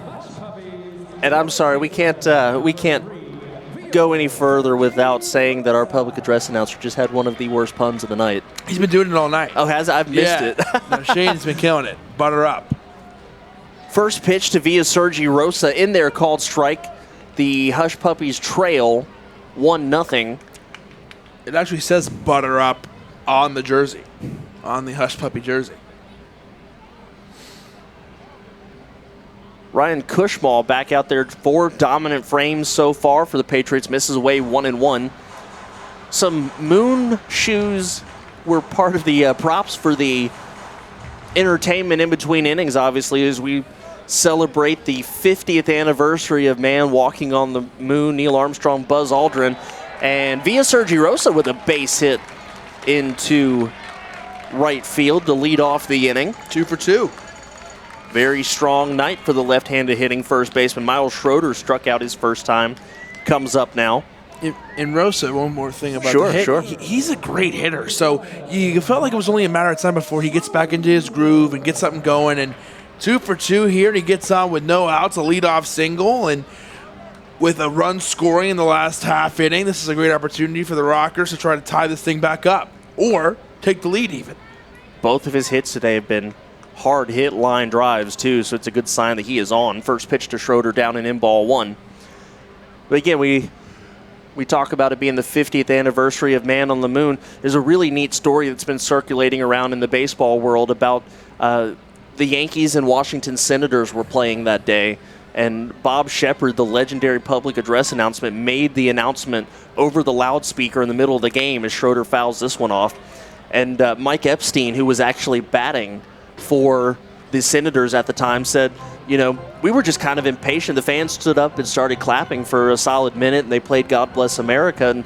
And Epstein said, we're ball players. I spent the whole time trying to think about how to drive in the runners on base. But looking back on it, he said, it was a really cool moment to be a part of, even if at the moment it didn't really sink in the significance of it. 1 ball and a strike to Miles Schroeder. Rosa takes his lead off of first base. And Cushball deals. This one's fouled up out of play, 1-2. There's also video footage of that. There's multiple places you can go look, but I saw the Washington Post posted something about it. You can actually hear Bob Shepard's announcement on the grainy video. It's just very, very neat to watch.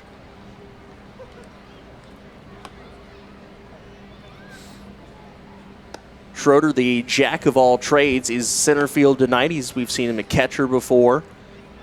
Swings and fouls this one off of his thigh. Where else have we seen him play? Center field, catcher. I think he's played left field before. I think he can play some infield I think as well. so, probably. I don't want to. Did we see him take BP at first base one time or take field? Yeah. We did. Switch hitter. Yep. As a manager, you love having guys like that on your team. He's great. You can plug him in anywhere, and he'll give you a solid day's work. 1 ball, 2 strikes, no outs. Patriots lead the Hush Puppies 1-0. Schroeder swings and hits a towering foul ball down the right field side, and the count stays 1-2.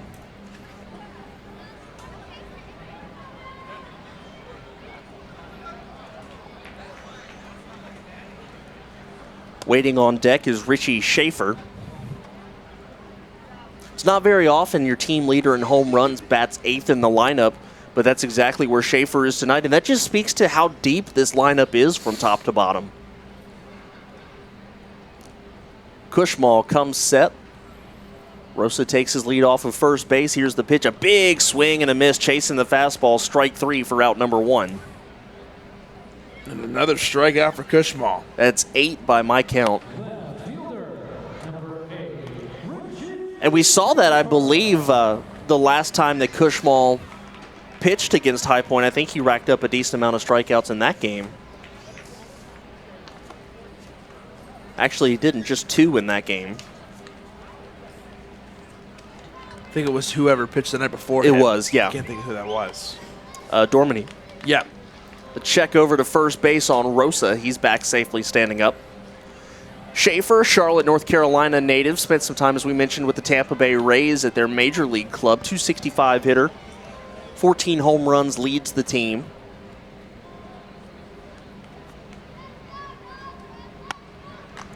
And Cushmal comes set and delivers. First pitch to Schaefer. We'll miss up, ball 1. And we talked about this last time, but the most strikeouts in a game for a Somerset Patriot is 16. It was Ray Davis. That's also the Atlantic League record. Well, Cushmal is halfway there at the halfway point of this game, and without having actual numbers, Schaefer hits this off the end of the bat, could be 2. Massey steps on second himself to throw on to first in time, and so that's a double play to end the inning. But just finishing that thought real quick, Cushmal's going real quick through this game. He'll have a chance at least to rack up some more strikeouts and go deep into it. We head to the 6th inning. The Patriots lead your High Point Hush Puppies 1-0. This is Kim Meyer, the host of Choose to Rise here on Public House Media. Thanks for listening to the following broadcast on Public House Media. Once you're done with this episode, I hope you'll come check out my show, Choose to Rise, where we talk about living with positive mindsets, how to increase our confidence, building our faith, and living out our life on purpose.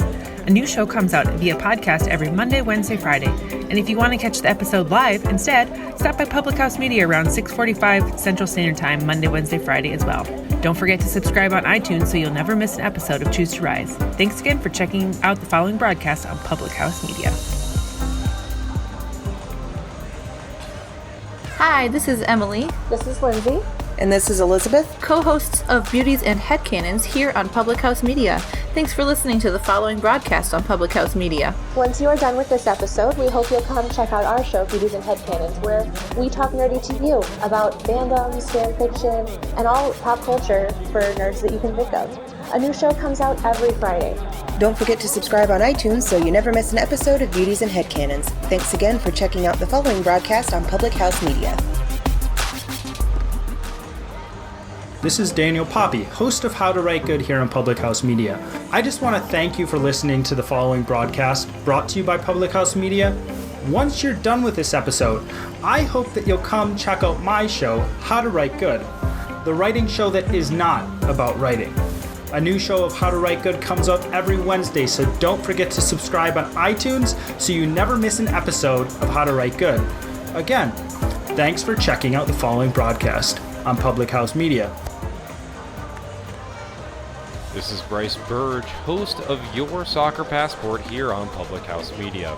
After this episode, come join us on a trip around the soccer world as we discuss club and country every Tuesday. Stamp your soccer passport by subscribing on Spotify, iTunes, or wherever you get your Public House Media podcasts. And thanks again for checking out the following broadcast on Public House Media. So the Somerset Patriots come back around to the top of the lineup. It'll be Flores, Rodriguez, and Paredes coming up here against a new pitcher. High Point sending out their third of the evening. It's Alberto Baldonado. And his first pitch to Flores is scooped up into shallow left field, racing over. It's going to drop in fair territory. The throw comes into second, not in time. That ball just dropped in there. It looked like Schaefer might have lost it out there for a moment because he kind of pulled up. It was a good throw to second, but the tag a little late, so it's a leadoff double for Flores. That's a tough start for Baldonado because a pitch where he popped it up and you try to get that first out and it gets down, and you got to give a ton of credit there to Ramon Flores, who was wheels up straight out of the box, going for two and gets a double there. And if we take a quick look at the numbers for Baldonado, he's pitched 9 2/3 innings, and he has a .93 ERA. So a great relief pitcher here for the Hush Puppies. So you're saying there's a good chance for him to leave that runner on second? Could be. First pitch in there, called strike to Alfredo Rodriguez, who has walked and popped out to shallow center. Flores faked as if he were going to run to third, but did not, so the count 0-1, runner still on second. And that'll be easier said than done because you got a very quick runner in Ramon Flores, a great base runner, and you got the heart of the lineup coming up for the Patriots. So a tall order here for Baldonado, but he can do it. Here's the 0-1, swing and a miss, count 0-2. We talked about it last night. Baldonado hasn't been on a rocker for a long time on here. I think he's only appeared in 9 games. But if he had a full half of work, definitely a guy you could have made a serious case to be an all-star. Here's the 0-2 off-speed pitch, strike 3. Good morning, good afternoon, good night for Alfredo Rodriguez. And that will bring up Jimmy Paredes. And here's a comment that I made yesterday, Kevin, and I'll say it again here. Say it. I think it's a huge thing for the Rockers to have Paredes face a left-handed pitcher because he doesn't seem to generate as much power from the right-handed side of the plate.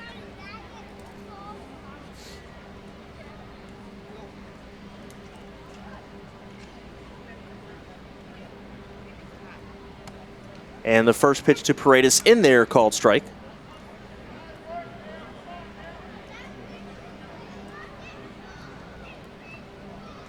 We'll see if there's anybody else that get flipped around due to the left-handed pitcher on the mound now. That pitch will miss away. 1 ball, 1 strike.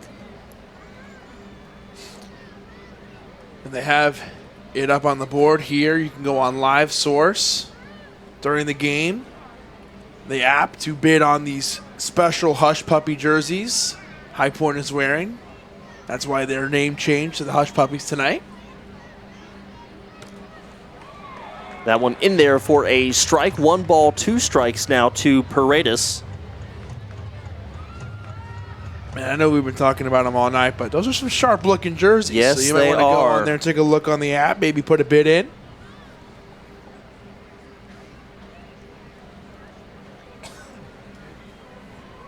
Here's the pitch. It's an off-speed pitch, fouled up and out of play, 1-2. So Paredes hitting .280 with 5 home runs against right-handed pitchers. We'll tell you here against lefties.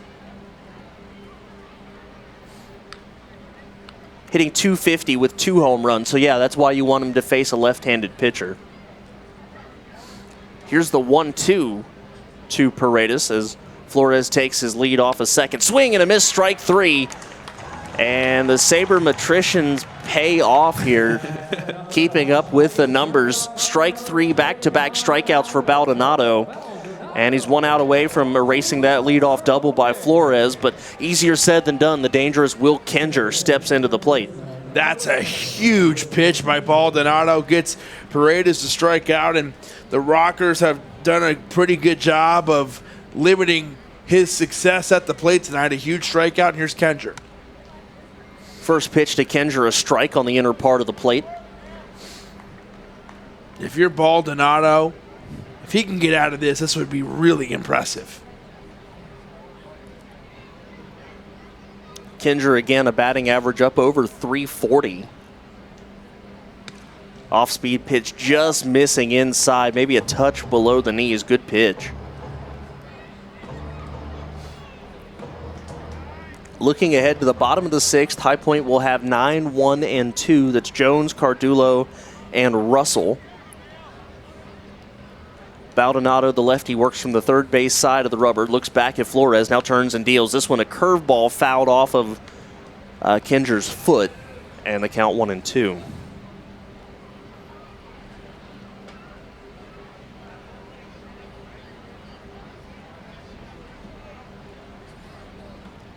Waiting on deck is Mike Ullman. Hit a big-time home run yesterday to almost straightaway center field, the deepest part of the ballpark here. Baldonado can maybe get out of it here in a 1-2 count, 2 outs. Comes set, here's the 1-2. That's a fastball up and in, just about hit the umpire. I think it actually did hit the home plate umpire as time has been called, and we're going to check on him real quick. That's Jerry Martinez behind the plate. And everybody's coming out here. This is, I think it might have even hit Kinger. That's what they're saying. Kinger's taking his walk to first. And yeah, he's taking off his protectors that are on his leg. And that made a lot of contact back there with Jerry Martinez, so you hope he's all right. Both managers came running out of their dugouts to check on him. The High Point Rocker medical staff out there as well checking on him. We hope he's okay. Certainly do. Obviously, that is the first and foremost concern, but from a baseball standpoint, that's a tough pitch there for Baldonado. You're 1-2. You're obviously not trying to go after Kinger. You're just trying to brush him off the plate a little bit, and all of a sudden you have 2 runners aboard for Ullman, who's a dangerous hitter.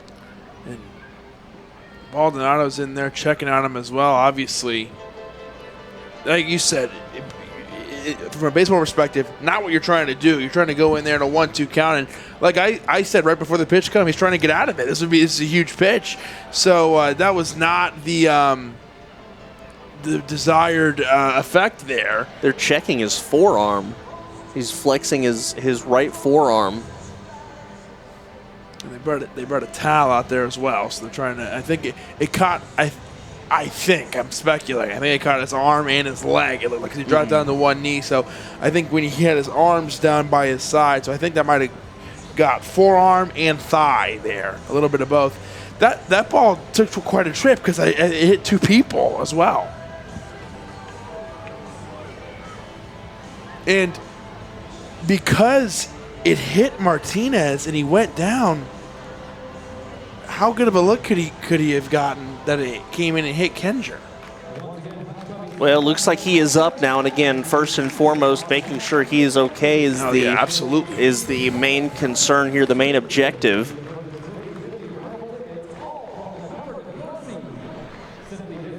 Both managers look like they're having a discussion. Could be potentially saying whether they want to continue with 2 umpires, or maybe he wants to switch and move from behind the plate. I think it also could be about if the ball hit Kenger. Yeah, they're discussing to see whether that was a hit by pitch or ball 2, which is a big call to make. They are sending him to first base, so they're going to say the pitch hit Will Kenger. And that's a tough call. That's a tough call for Martinez to make because, like I said, he went down with the ball. So, he was right there, so he could have seen it before he went down. But that's a tough call that he has to make because he was hit as well and back on his feet, and we're glad that he's back up and okay. So that will bring up Mike Ullman, the designated hitter. He's 0 for 2 with a couple strikeouts. Looks like we are ready to resume here. So you got a runner on second in Flores. You got Kenger on first now. 2 runners on, 2 outs. High Point trying to keep this a 1-0 game. Here's the first pitch down and away to Ullman. You got to hope for Baldonado that that's not a delay that will cause him to be rattled a little bit. Sometimes a lengthy delay like that plays more into the hitter's hands than a pitcher's. Baldonado comes set, delivers the pitch, swung on, and it's going to be lined into the right center field gap. That's going to score runs. Flores being waved around. Kenger is getting waved around as well. Here comes the throw to the plate. It's a little bit up the line, heading over to third, and being tagged out is Mike Ullman. So score that a 2-run double, but it's the final out of the inning. But the Somerset Patriots extend their lead, and the High Point Hush Puppies have some work to do. We head to the bottom of the 6th inning now. It's 3-0 Somerset. This is Daniel Poppy, host of How to Write Good here on Public House Media. I just want to thank you for listening to the following broadcast brought to you by Public House Media. Once you're done with this episode, I hope that you'll come check out my show, How to Write Good, the writing show that is not about writing. A new show of How to Write Good comes out every Wednesday, so don't forget to subscribe on iTunes so you never miss an episode of How to Write Good. Again, thanks for checking out the following broadcast on Public House Media.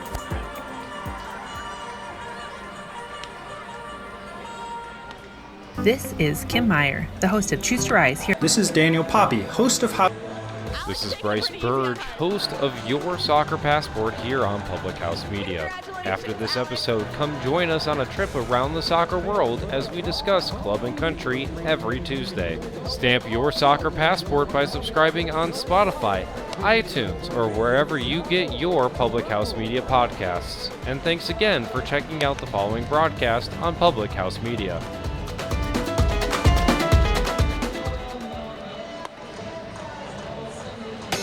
This is Dr. Mariah White, host of Your Life Matters, here on Public House Media. Thanks for listening to the following broadcast on Public House Media. Once you are done with this episode, I hope you'll come check out my show, Your Life Matters, where we talk about dreaming big and dreaming bold to reach your wildest dreams in both your health and your happiness. A new show comes out every single Tuesday. Don't forget to subscribe on iTunes so you'll never miss an episode of Your Life Matters. Thanks again for checking out the following broadcast on Public House Media.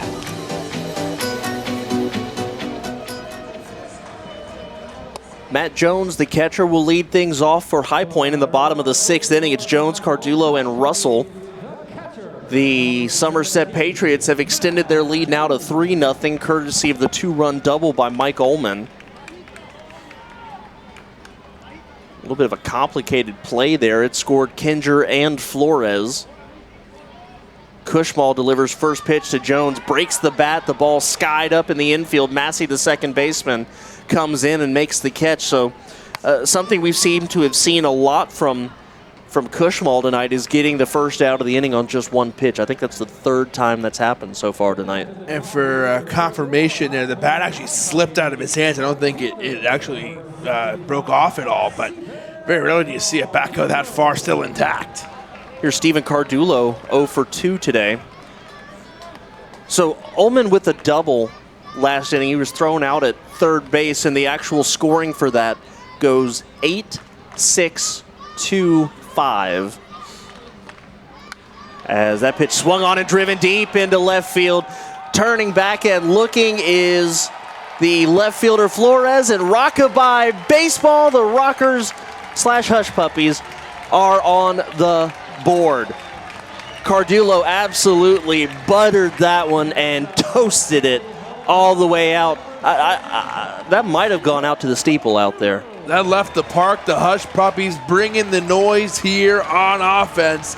3-1, and that might be the pep in the step the Puppies need right here to get something going offensively. It's 3-1. Still plenty of baseball left. Only one out in the inning. Cushmal has looked nearly untouchable, but the Hush Puppies get to him there. Let's see if that gets things going. Russell shows bunt, pulls back, and the pitch is downstairs 1-0. For Cardullo, his 12th home run, 44th RBI. Talk about big-time production from the leadoff spot. Here's the pitch from Cushmal, and it's in there for a called strike. Nothing up in the bullpen, so Baldonado looks to return for the 7th. You know, if you have a home run catchphrase that's designed specifically for your team and they change the team name for a night, it just doesn't work anymore. Check swing there, he held up, and the count is 1-2. Yeah, they set you up for failure there. I know, I was so ready, and it doesn't even work. I don't think you kind of realize halfway through. You're like, I got to. I think you know what? If it happens again, I got it. We're gonna go Hammer and Hush Puppies. Oh, I like it. Here's the pitch. It's in there, 2-2. You're calling your shot there. I like it. I'm basically putting the pressure on High Point to hit another home run tonight.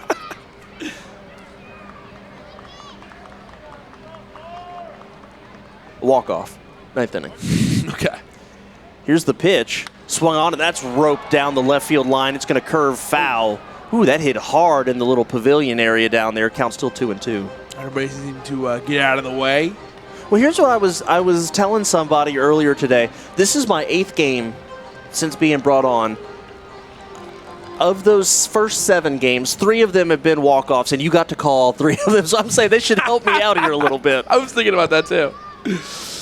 2 balls, 2 strikes to Russell. Off-speed pitch, the slider, strike 3. And that will bring up Tyler Ladendorf, who's 0 for 2 tonight. I talk a lot about with pitchers, how do you answer? How do you respond after you give up a home run? And Cushmal doing it right there with a strikeout. That's the best way to respond as a pitcher, because not only do you get that big out that you need, but you get that little boost of confidence that can help you out, especially when you have to turn around and face another great batter in this lineup, Tyler Ladendorf. It's the 9th strikeout today for Cushmal. That pitch downstairs, 1-0.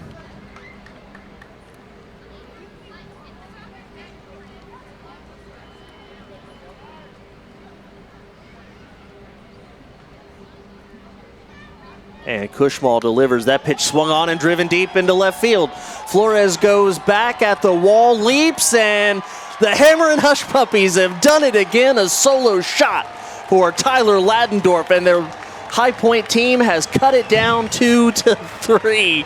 Oh, the names are killing me, but the home runs are killing the Patriots here.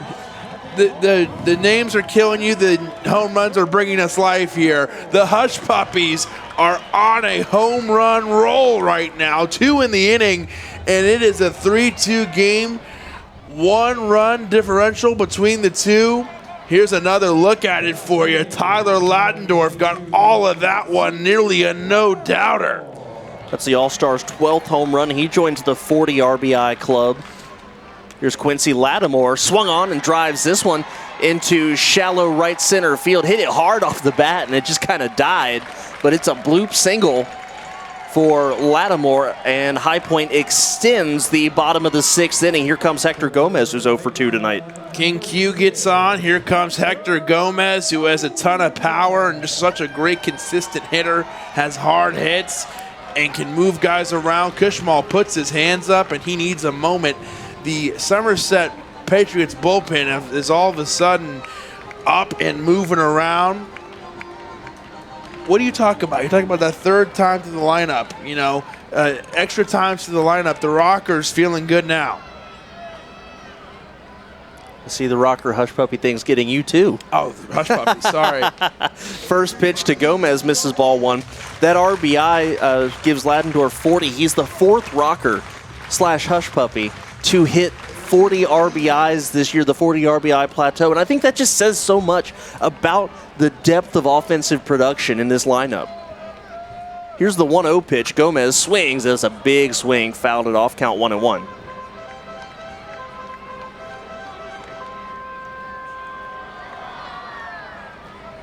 Lattimore, the runner on first. Gomez hitting at 296 right now. Having a quietly respectable year. More than respectable. He's been a standout.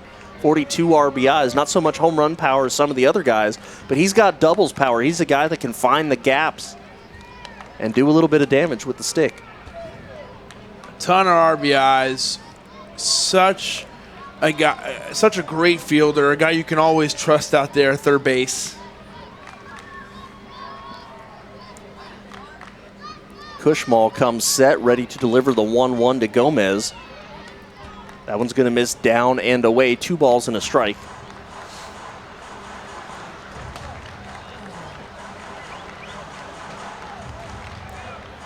Kushmal one strikeout away from hitting 10.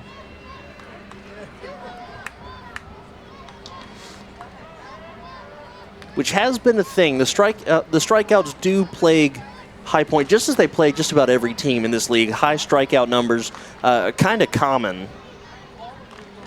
But I will tell you exactly what's going on here in just a moment.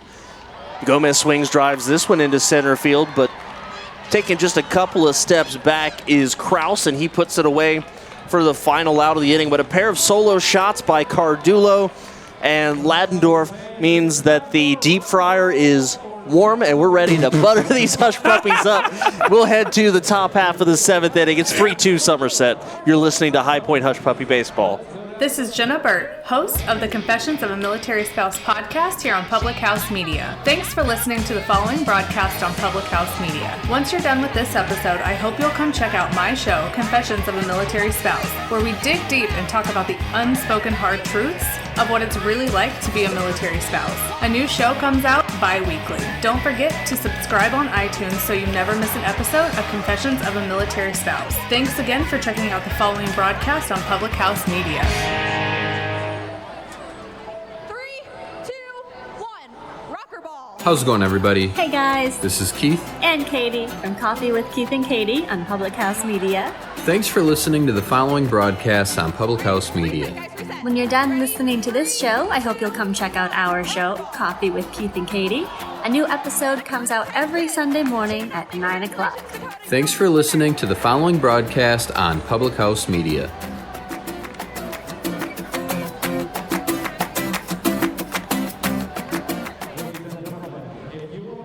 This is Julianne Condia, host of Rewritten here on Public House Media. Thank you so much for listening to the following broadcast on Public House Media.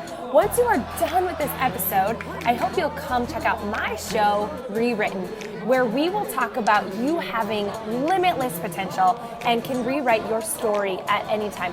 No matter your background, your past, or current situation, you can have the type of life you crave. A new show comes out every single Monday. Don't forget to subscribe on iTunes so you never miss an episode of Rewritten. Thanks again for checking out the following broadcast on Public House Media. All right, these hush puppy jokes are getting a little stale. I think it's about time for a fresh batch. But first, new pitcher for High Point. It's a name we haven't said in a long time, Kevin. It's Paul Clemens coming in from the bullpen here for High Point. And the first pitch to Craig Massey misses downstairs. And we talked to Jamie Keefe before the game and said there were a handful of guys who could probably go a couple innings, but not much else. I think Paul is one of those guys since he started the year as a starting pitcher. This is Paul Clemens. He has pitched 5 games. He has a 7.11 ERA. He's only pitched in 12 and 2/3 innings. He has 10 earned runs to his name so far in his stat line. So he's trying to come out and get a quick inning here. Hard ground ball knocked down by the first baseman, Rosa, but he's not going to have a play, so it's a leadoff base hit for Massey. And see, the thing about Clemens' stat line, it's a little misleading because he dominated his first start, I believe, in Lancaster at the beginning of the season and had a couple of bad outings after that, but he looked very sharp in his first start of the year. He's hoping to come out here in relief and have an inning to look back on and be proud of. And Vio Sergi Rosa there on that diving play made a good play there.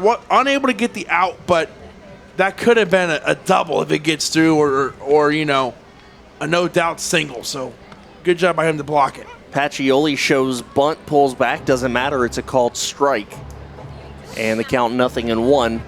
High Point picked up a pair of runs to answer the 2 runs scored by Somerset in the top of the 6th inning.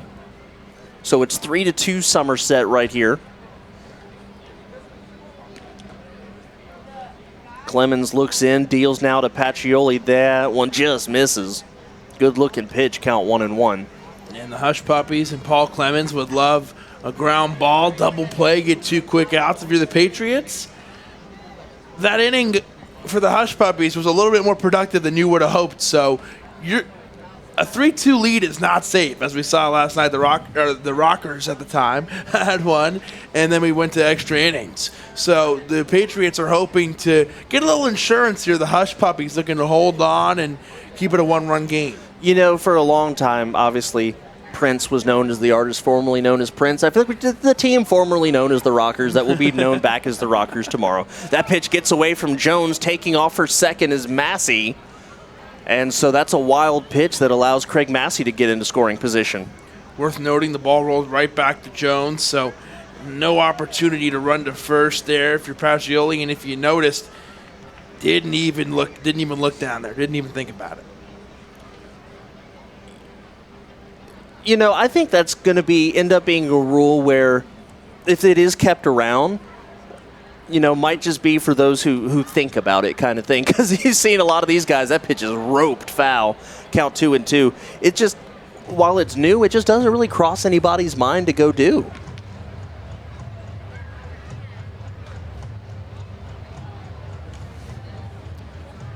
Which, of course, is not saying, the rule is good or bad. It's just simply saying it takes time to learn and to get engraved into your player's mind, hey, I can do that. You got to retrain yourself on something you haven't thought about your entire playing career. 2-2 is chopped foul. Gomez races towards it, but it will be fouled by a couple of feet, and the count's still 2-2. This is Justin Pacioli at the plate in the gray uniforms. He wears number 5. Was he a different number last night?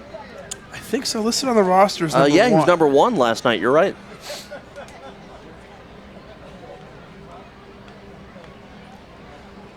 Paul Clemens working here in the 7th inning. High Point trails 3-2, 5 hits apiece. The only error of the game, an error by the shortstop Rodriguez of the Patriots. Clemens holds the 2-2 set, now comes towards the plate. That one's fouled straight back, and we'll do it again.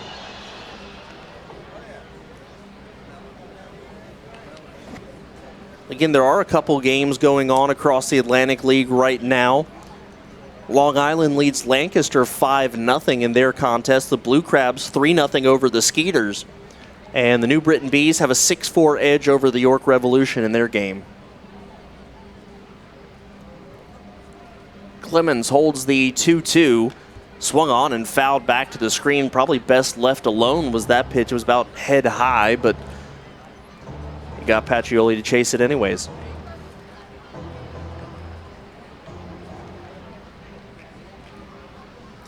Turned into a very nice evening here as we see some nice color into the clouds as they've dissipated for the most part.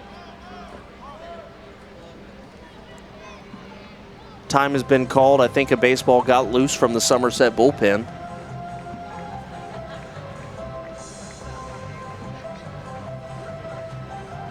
And you know, the Patriots here obviously trying to grab the momentum back. High Point got it in the last half of the inning. So really what you want if you're Clemens is a quick inning here to go back to being on offense and to see if you can continue that momentum. Clemens holds the set. Here's the 2-2. Swung on, and that's chopped on the ground. Ladendorf has to backhand. A nice throw onto first base. It's not going to be in time. Good job by Rosa to knock that one down. Good plays on both sides by Ladendorf and Rosa, just not able to get the speedy Pacioli out at first base. It'll be a base hit. Runners on the corners here for the Patriots. No outs in the inning. And the Hush Puppies have their hands full in this situation. You got Jovan and Gonzalez coming up, Michael Kraus, the 89 hitters, and then depending on what happens, you could see Ramon Flores coming back up in the top of the order, and Flores and the rest of that, this whole lineup, but especially when you get back to the top of the order, very dangerous guys. That ball skips off of the plate and heads back to the screen. Everybody's safe. It's another wild pitch, the second one of the inning for Clemens. That allows Massey to score, and Pacioli goes down to second. So not only do you give up the run at that point, but the double play is now out of order as well. And on that play, Pacioli was already on the run. So Pacioli was running over to second. That ball takes a big bounce off the front of the home plate. That's what I saw. And ball goes bouncing over the top. And everybody moved. Truly, Jovan could have maybe made the move down to first when everybody was moving around. But like you said, you got to reprogram yourself to think about it. When the ball hits the plate like that, it goes in all sorts of directions. That pitch is a ball 2-0. So it's now 4-2 in favor of Somerset. Still nobody out. They have a runner on second. For Gonzalez, who's 0 for 1, also a sacrifice fly on the evening. Clemens deals swing and a miss, strike one, 2-1. And on that wild pitch, that's a wild pitch, right? Yes. And on that wild pitch, that's the first pitch of the inning. So if you're Gonzalez, in your head as a batter, you're thinking about your at-bat. You're thinking about maybe some of the pitches you want to see, or you're just thinking about everything that's going in your head about a good at-bat and having runners on. The last thing you're thinking about is running to first. 2-1 is popped up. Drifting foul. Rosa gives it a look, but only takes a couple of steps as he sees it's clearly out of play. Count 2-2. That's before you've even seen a single pitch in the at-bat. So you're not thinking, okay, maybe if I get one to go behind here, I can run over to first. Well, it's something we talked about yesterday. It's, pitchers have good enough control where it's not something you see frequently. Sometimes you can go a whole game without seeing it, so it's not like, hey, I'm expecting a wild pitch in this at-bat. 2 balls, 2 strikes. And this one is going to be popped up. However, if I can make a point here, now that you've seen it twice in this inning from Clemens, it's probably higher on your radar if your guy's on deck or if your guy's in the dugout. If I get up now, this guy is, he's already done 2, so it might happen again. Still trying to find the first out of the inning is Clemens. And this one is popped up down the right field side. It gets out of play.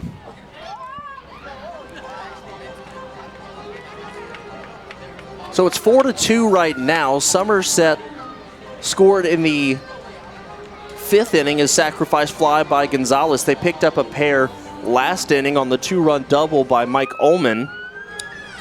Brian Cushmall hushed the Puppies' bats through the first 5 innings of play, but a pair of home runs last inning by Cardullo and Ladendorf cut it to within 1, but so far this inning, a couple singles and wild pitches, as this one will miss, and Matt Jones having a hard time holding on to that one. And moving over to third base is Pacioli, so the count now full. And the way that one came in, it came in high, and Jones had a tough time corralling it as it came in. Not nearly enough time to throw over to third. Here's the 3-2 from Clemens. This is fouled back, and it stays 3-2. And another thing to mention, just obviously the High Point has 3 more at-bats, and plenty of things can happen. But if things hold the way they are and Somerset Somerset wins, they flip-flop back in the standings again. So that just tells you how tight these games are and how important they are as these two teams vie for a playoff spot. 3-2, ripped. Nice diving stop there by Gomez. Checks the runner back at third. The throw on to first in time for a much-needed out number 1. And boy, Hector Gomez did not have a lot of time to think. He just reacted and made the nice play. Depending on the final score of this game and what else happened, this might be the play we look back at. That's a huge out number 1 because A, it's the first out of the inning. B, that gets through. That's putting another runner on, 0 outs, and that scores. That's a huge play. If nothing else, I think that gets my vote for defensive play of the game so far. Absolutely. So that'll bring up Michael Kraus, the number 9 hitter. He struck out twice tonight. Curveball from Clemens breaks in there, strike 1. And a strikeout would be exactly what you want if you're Paul Clemens here. You want to do anything that keeps the ball out of the outfield, and even a hard hit ball into the infield could get the man home. That one fouled. It looks like it bounced off of Matt Jones's helmet. High Point catcher looks to be all right, so the count 0-2.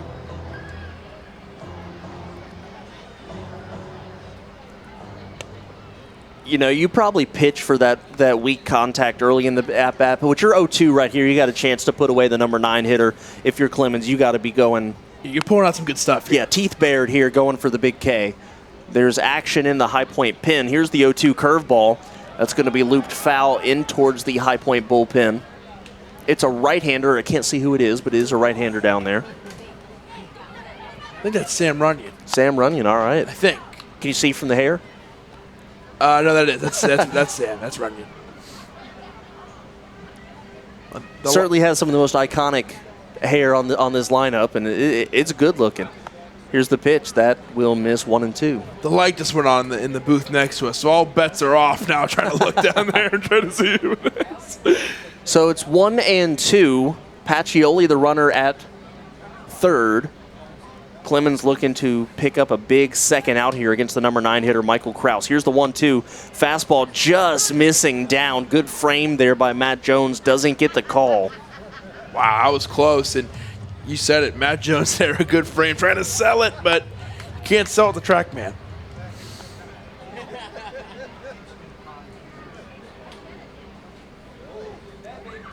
Clemens looks in, gets the sign, now comes set. He works about middle rubber, slightly favoring the third base side. Curveball, swing and a miss. He gets Kraus down to a knee. A big strikeout there for Paul Clemens.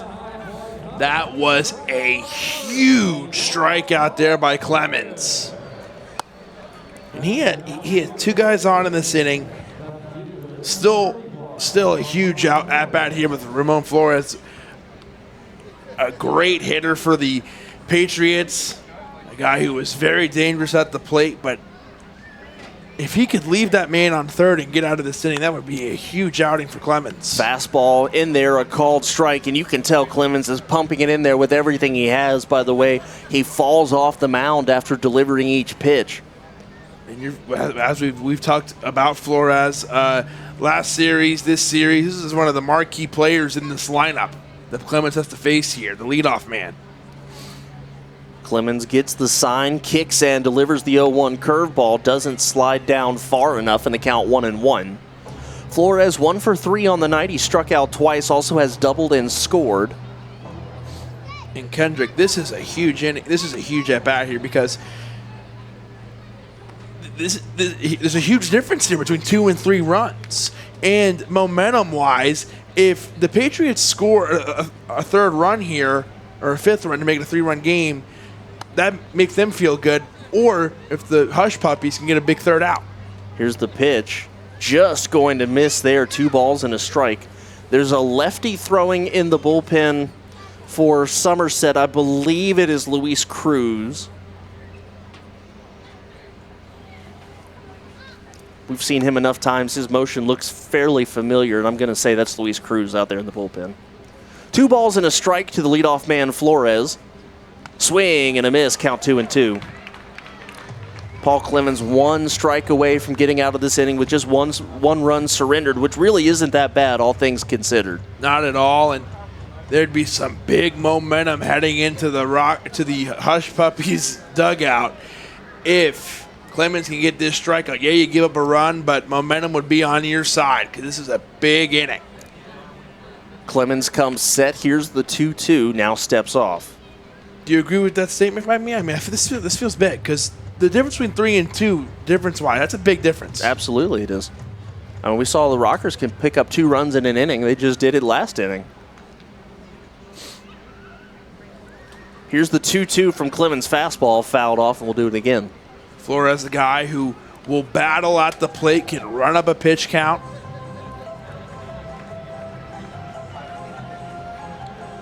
We talked a little bit yesterday about how beautiful the skyline is here, and I think we're getting another nice display of it tonight. The lights on here at the stadium. It's a fantastic place to spend a weekend after evening, or really any evening. Yeah, we're getting an encore performance here from the Mother Nature in the sky. Beautiful, beautiful job. Here's the 2-2 to Ramon Flores. Fastball swung on and chopped on the ground into the hole, a deep second. Russell picks it up, throws on the run in time, and Paul Clemens gets out of it with just the 1 run allowed. So Somerset extends their lead 4-2, but all things considered, damage minimized. We'll head to the bottom half of the 7th inning. Rockers will have Rosa, Schroeder, and Schaefer coming to bat. Hi, this is Emily. This is Lindsay. And this is Elizabeth, co-hosts of Beauties and Headcanons here on Public House Media. Thanks for listening to the following broadcast on Public House Media. Once you are done with this episode, we hope you'll come check out our show, Beauties and Headcanons, where we talk nerdy to you about fandoms, fan fiction, and all pop culture for nerds that you can think of. A new show comes out every Friday. Don't forget to subscribe on iTunes so you never miss an episode of Beauties and Headcanons. Thanks again for checking out the following broadcast on Public House Media.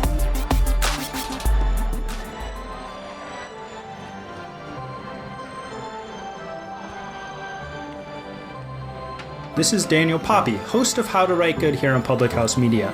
I just want to thank you for listening to the following broadcast brought to you by Public House Media. Once you're done with this episode, I hope that you'll come check out my show, How to Write Good, the writing show that is not about writing. A new show of How to Write Good comes out every Wednesday, so don't forget to subscribe on iTunes so you never miss an episode of How to Write Good. Again, thanks for checking out the following broadcast on Public House Media. This is Bryce Burge, host of Your Soccer Passport here on Public House Media. After this episode, come join us on a trip around the soccer world as we discuss club and country every Tuesday. Stamp your soccer passport by subscribing on Spotify, iTunes, or wherever you get your Public House Media podcasts. And thanks again for checking out the following broadcast on Public House Media. Bottom of the 7th inning, a new pitcher on the mound for Somerset. It's Luis Cruz, second night that we've seen him, and a name that High Point has become quite familiar with. Cushmall's final line, 6 innings, 5 hits, 2 runs, both earned, thanks to a pair of solo home runs by High Point, 9 strikeouts. And get this, the second start in a row by Somerset pitchers where they didn't allow a walk. They have great control, and they make it really tough on the hitters. They don't give you anything, do they, Kettrick? They sure don't. Here's Via Sergi Rosa, a pair of hard-hit baseballs today, a single and a double to show for it. And he will take a strike from Cruz. We'll see if Rosa can keep things going now that he's got a lefty-lefty matchup.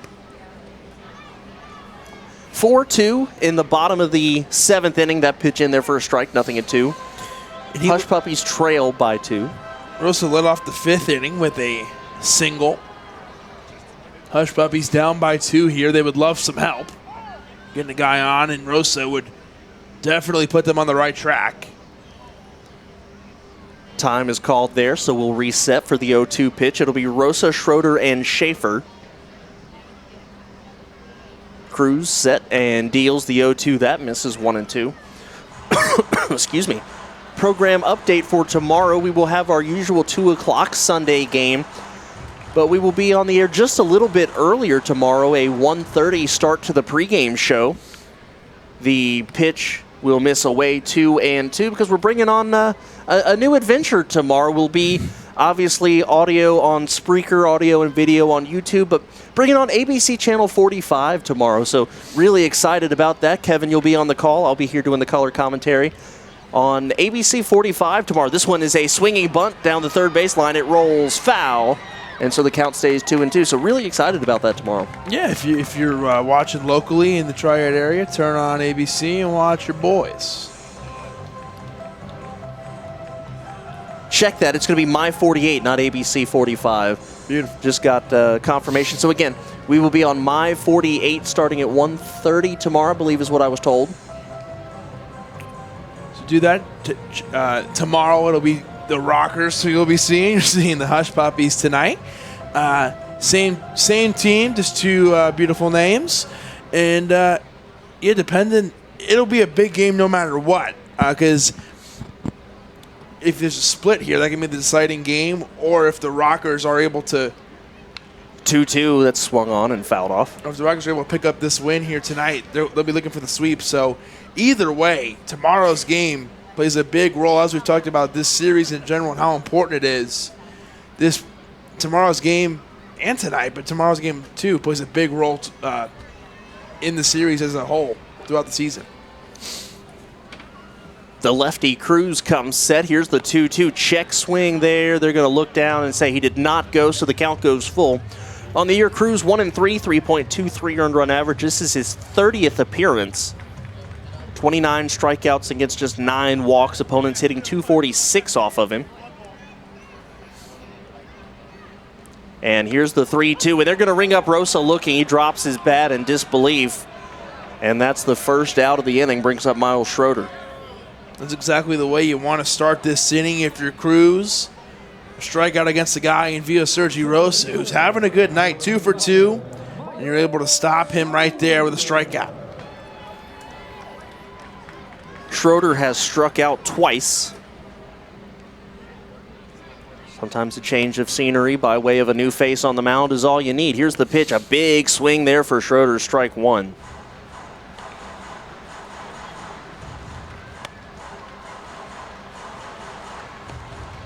Tomorrow, Family Fun Day presented by Bethany Medical. A princess-themed Family Fun Day. Come get your special pair of high socks tomorrow at the ballpark as that pitch misses down. I'm excited to see what those look like tomorrow. Kids can also run the bases tomorrow. But who's your favorite princess? Disney princess? Yeah, sure. That's all I know of. I guess Princess Leia from Star Wars. No, Disney bought them, so that pitch down to Schroeder. I'm going to go Elsa on that. All right. Why's that? I'm kicking it new school. I like to let it go. Okay. It's a banger. 2 balls and a strike to Schroeder. I don't know if Moana counts, but I would vote for Moana as well. I don't know if she's necessarily princess. I'm going to go with Jasmine from Aladdin because I feel like she's one of the few princesses that could actually like kick somebody's butt in a fight. She scared me a little bit. Maybe it's because she has the tiger as backup. That pitch swung on and missed in the count 2-2.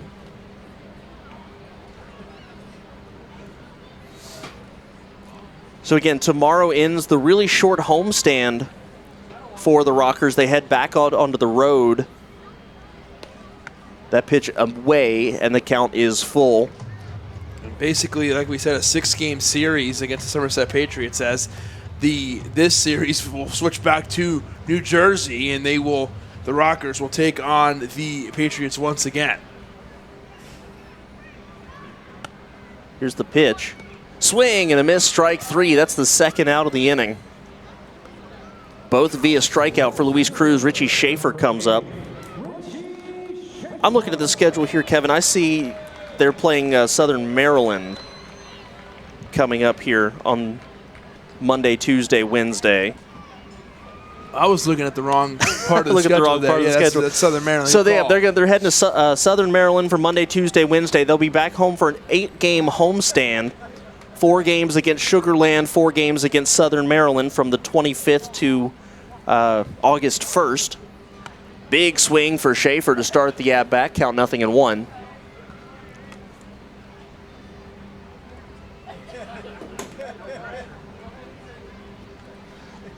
have two different schedules. They have two different things on there. Yours does say Somerset on there. That pitch inside, 1-1.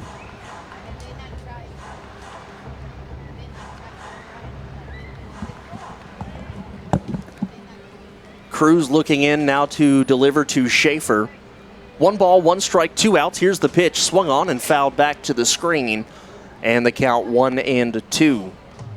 Again, Runyon, the all-star, up in the bullpen for High Point, as the Hush Puppies look to cut into a 2-run deficit. 4-2 right now, bottom of the 7th.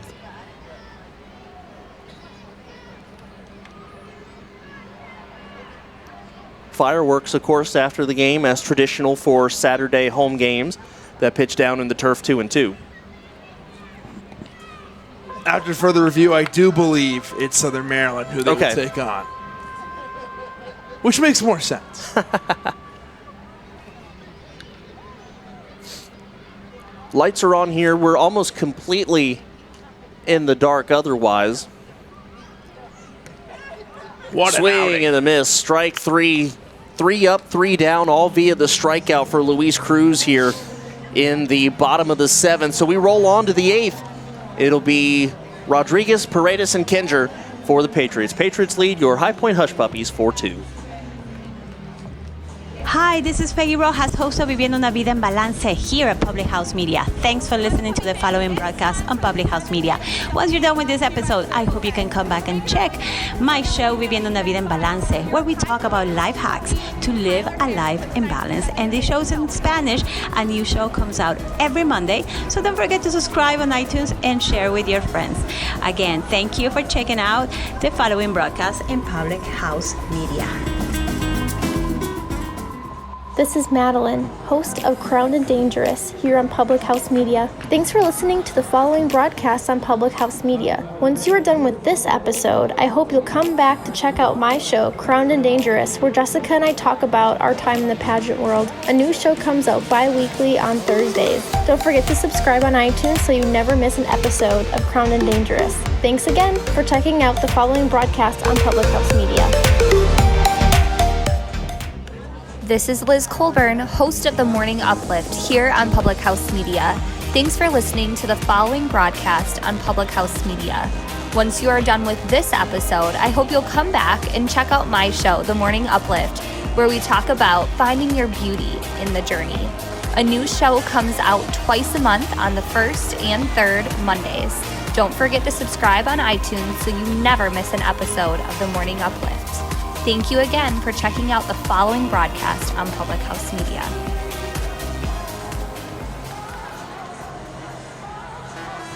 This is Jessica Hammer, co-host of Crowned and Dangerous. Top of the 8th inning, new pitcher for High Point. It's Sam Runyon, the all-star. Runyon 3-2, 2.84 ERA, 1 save and a couple chances, 29 strikeouts, 5 walks. Opponents hit 225 off of him, so he's a guy that is going to make you hit it, or swing for it anyways. He's got good control. First pitch in there called strike to Alfredo Rodriguez, who is 0-for-2 today, has also walked. Hush Puppies trail 4-2 in the top of the 8th inning. And the lanky righty deals, and the count 1-1. That was quite the inning there for Cruz, wasn't it? Getting out of the inning there with striking out the side and really complimenting that 1-run inning that the Patriots offense set up for him.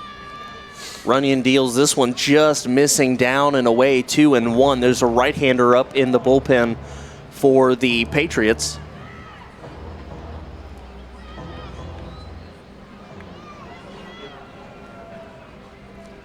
And Runyon comes set, brings the ball and glove together up above his head, then slides it down. That pitch misses, and the count 3-1. The dangerous Jimmy Paredes stands in the on-deck circle. Runyon delivers the 3-1. That pitch is picked on and fouled down the right field side. Count 3-2. Well, now that the Hush Puppies have gone back to the a right-handed reliever, flips Paredes back to the left-handed side, of course, where we mentioned his batting average is remarkably higher as well as the power numbers. So if you're going to have to face him from the left-handed side, hopefully they can retire Rodriguez and do it with nobody on base. Here's the 3-2 fouled. Down the third base side, a high chopper, and the count stays 3-2.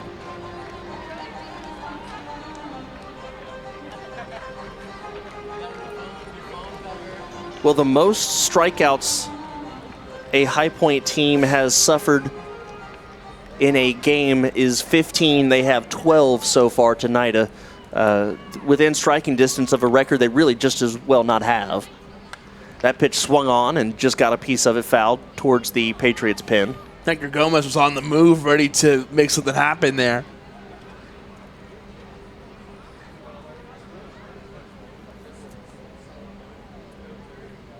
Again, just a reminder, these jerseys being auctioned off on the Live Source app. You can bid and win for the Hush Puppy jerseys. 3-2 pitch fouled back to the top of the screen behind the plate, and the count is still 3-2. I was looking at it in between innings. They're all up there, so you don't have to wait till after the game. They're all up there now. There's a lot of them. You forget how many guys are on the team. I guess we're about, 25-man roster plus coaches, yeah. Runyon comes set, ready to deliver the 3-2 to Rodriguez. Swung on, and that's hit into right field. Racing back is Cardullo, and makes a nice catch over there in foul territory to retire Rodriguez. And you know, that's kind of a tricky area where the wall kind of juts back in a little bit right past the bullpen. So really nice job by Stephen Cardullo managing the boundaries out there in right field. And you tip your hat to both guys who were involved in that battle at the plate between Runyon and Rodriguez. And out of the pen like that, having a long at-bat against Rodriguez, Runyon will take that out. So first pitch to Jimmy Paredes. He's swinging to the first one, grounds it to Sergio Rosa, flips it underhand to Runyon, who's covering the bag, beats Paredes by a solid 4 steps or so. And so after a lengthy at-bat for Rodriguez, 1 pitch, 1 out, and the dangerous Paredes retired. And everybody, I think, breathes a little sigh of relief there. And how about the 6'4", 220 Sam Runyon exploding off the mound, going over to first base and covering the bag. Rosa able to make the easy flip right back to him, and you get one of the most dangerous guys in the lineup out with only 1 pitch. This is a great outing Runyon's putting together so far. Great inning. Here's Will Kenger, 0 for 2, also was hit by a pitch and scored. Runyon buries strike 1 in there with the fastball. Kenger, the left-handed hitting third baseman, the DH Mike Ullman on deck.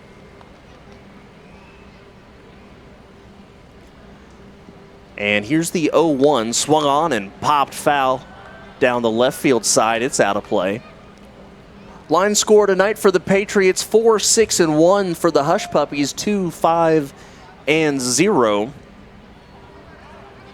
One thing you can say for High Point, for all the talk about the dominant bullpen and for a lineup where you can get production from anybody, one thing that I don't think gets mentioned enough and I don't think gets enough credit, this is a good defensive team.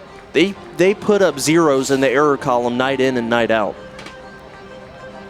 7 All-Stars, 3 of them the bullpen, so they do it in the field and pitching as well. Here's the pitch, swung on and again got it just off the hands and caught by James Pugliese in the bullpen for the Patriots. Nice job there. Yeah, great play by Bugs out there. So the count's still 0-2. So unfortunately, catching your own teammate's foul ball does not count as an out. Fortunate for the Patriots. Here's the 0-2. Curveball swung on and grounded towards Rosa. He bobbles this one, picks it up, fires onto first base, not in time. That's going to be an error. Sergio Rosa played that ball off to the side, and it kind of kicked away from him. And the first High Point error of the night, a play he probably should have made. And that's a tough pill to swallow there for the High Point Hush Puppies, as they would have been out of the inning there. A tough play, but one that everyone grades and says it's a play, but it's a play you can make, and one you can't think about if you're High Point. You got to just move on to the next thing and try to retire Michael Ullman here. Ullman a double and 2 RBIs tonight. First pitch in there called strike. If you remember last time up, Ullman, he had that 2 RBI double, which actually ended at third base because he tried to stretch 3 out of it. So the count 0-1 to the designated hitter. He was the catcher last night. Curveball stays low, 1-1. With the way that he has been swinging the bat, you got to think we're going to see him back in the lineup tomorrow, maybe even back at catcher. Because you can't take Paredes out of the lineup if you're the Patriots. Most likely, I would say Espinal comes back in some capacity.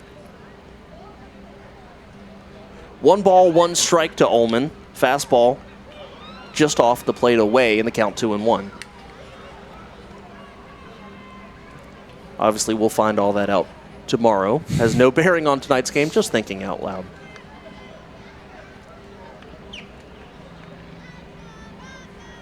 Two balls and a strike now to Ullman. Curveball, beautiful pitch in there called strike 2-2. Kinger, the runner on first.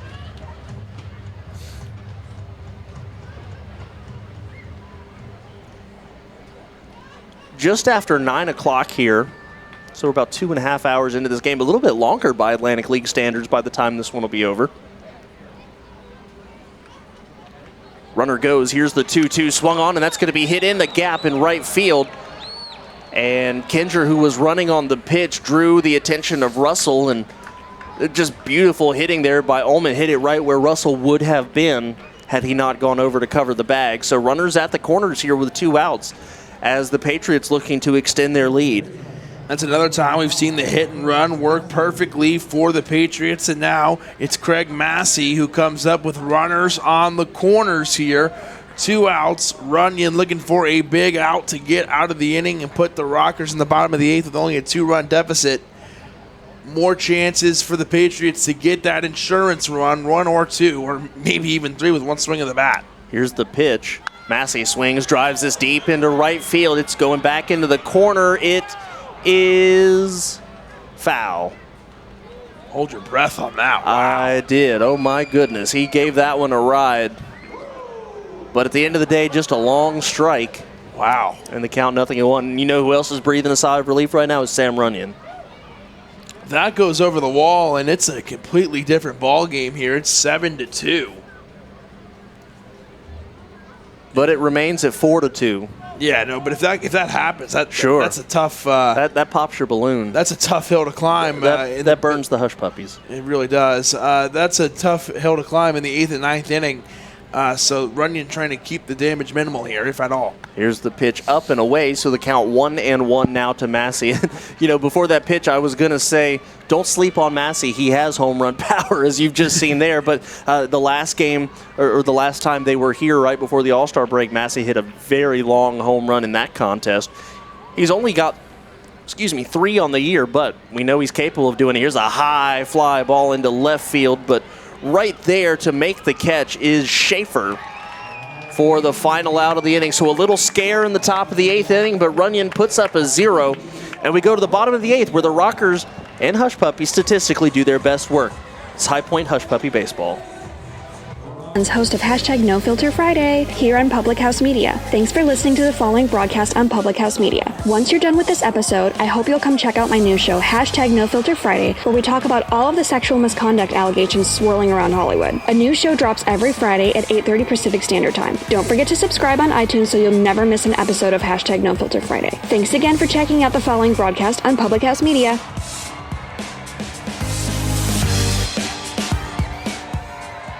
This is Jenna Burt, host of the Confessions of a Military Spouse podcast here on Public House Media. Thanks for listening to the following broadcast on Public House Media. Once you're done with this episode, I hope you'll come check out my show, Confessions of a Military Spouse, where we dig deep and talk about the unspoken hard truths of what it's really like to be a military spouse.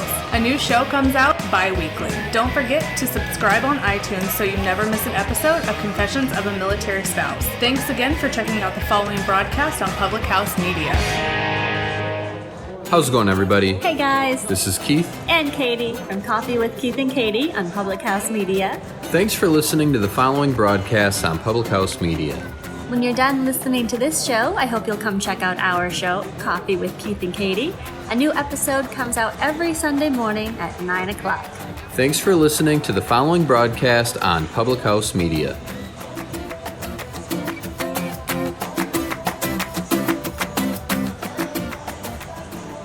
This is Julianne Condia, host of Rewritten here on Public House Media.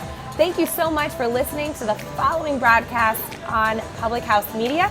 Once you are done with this episode, I hope you'll come check out my show, Rewritten, where we will talk about you having limitless potential and can rewrite your story at any time. No matter your background, your past, or current situation, you can have the type of life you crave.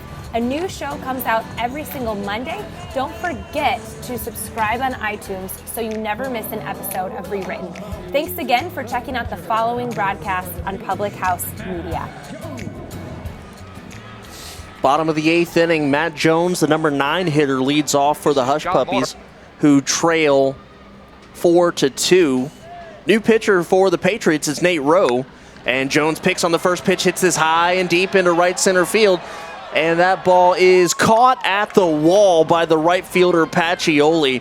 Matt Jones gave that one a ride and was about 3 or 4 feet short of another home run for High Point. What a play out there by by Pacioli to take away a home run potentially for Matt Jones. Or that one didn't go all the way there, but if that gets down, definitely extra bases for Matt Jones. That would have made it a one-run game, so a big play by Pacioli. Speaking of home runs, here's a guy who has one tonight in Steven Cardulo. He's 1 for 3. And he's picking on the first pitch, fouls it up out of play. New pitcher for the Somerset Patriots after Luis Cruz struck out the side in the 7th inning. This is Nate Rowe. Nate Rowe has a fastball, maxes out at about 92 miles an hour. This is 4th year in the Atlantic League, and really neat story. He said he grew up going to Somerset Patriots games with his dad, so he said it's really exciting for him to wear the Somerset Patriots jersey.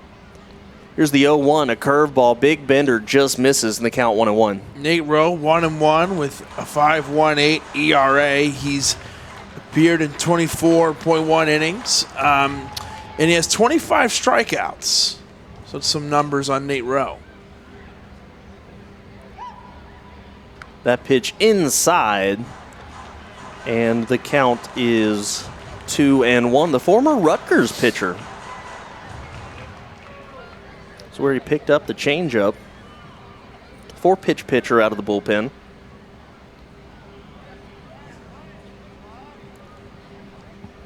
Comes set. Now here's the pitch. That's going to stay up in the count 3-1.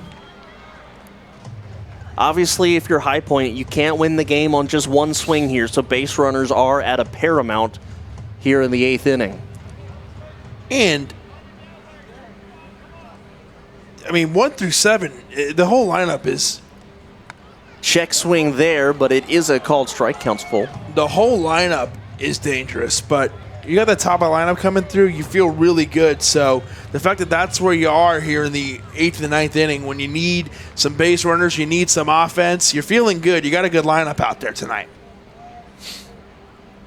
Here's the 3-2 to Cardulo. It's the slurve, and it's blooped off of the bat into right field. It's going to hook foul, and the count stays 3-2. And that's the great thing about the High Point Hush Puppies is every single night they have a good lineup out there. And tonight, the way guys are positioned, Russell, Ladendorf, Lattimore, Gomez, there's no days off. You can't take a batter off there. What you talk about, you have Breland Almadova, who's an all-star, can bat anywhere from 1st to 9th in the lineup. That one hit off the end of the bat right back to Rowe, and he throws on to 1st to retire Cardulo out number 2. But not only that, but you also have Richie Schaefer, who leads the team in home runs, hitting out of the 8th slot. And I think it speaks to exactly to the point you're making there about how deep this lineup is from top to bottom, regardless of who's in it. Here's Michael Russell. Russell 0 for 3 tonight.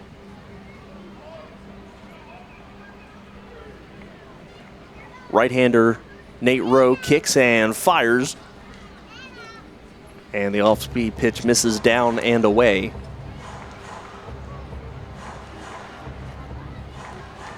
Game 2 of a 3-game weekend set between High Point and Somerset. High Point wins yesterday on the walk-off 10th inning single by Breland Almadova. Russell pops this one up in the infield. Paredes dancing between fair and foul. 1 foot on each side of the line makes the catch.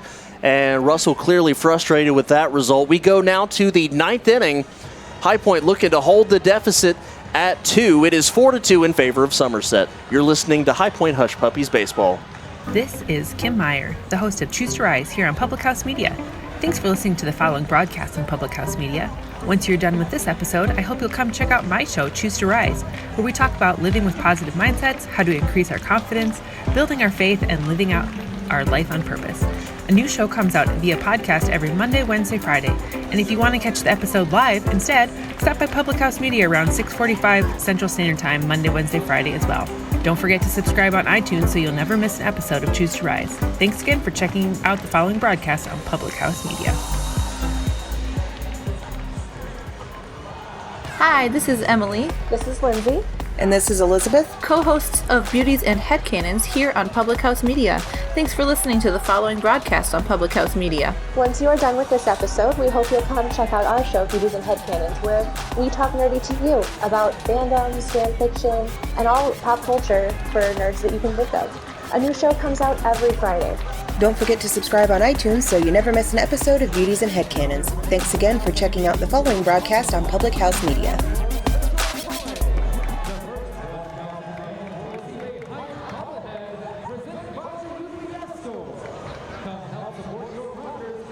Top of the 9th inning, Sam Runyon returns for his second inning of work for the Hush Puppies. He'll face Pacioli, Gonzalez, and Kraus, bottom of the lineup for Somerset.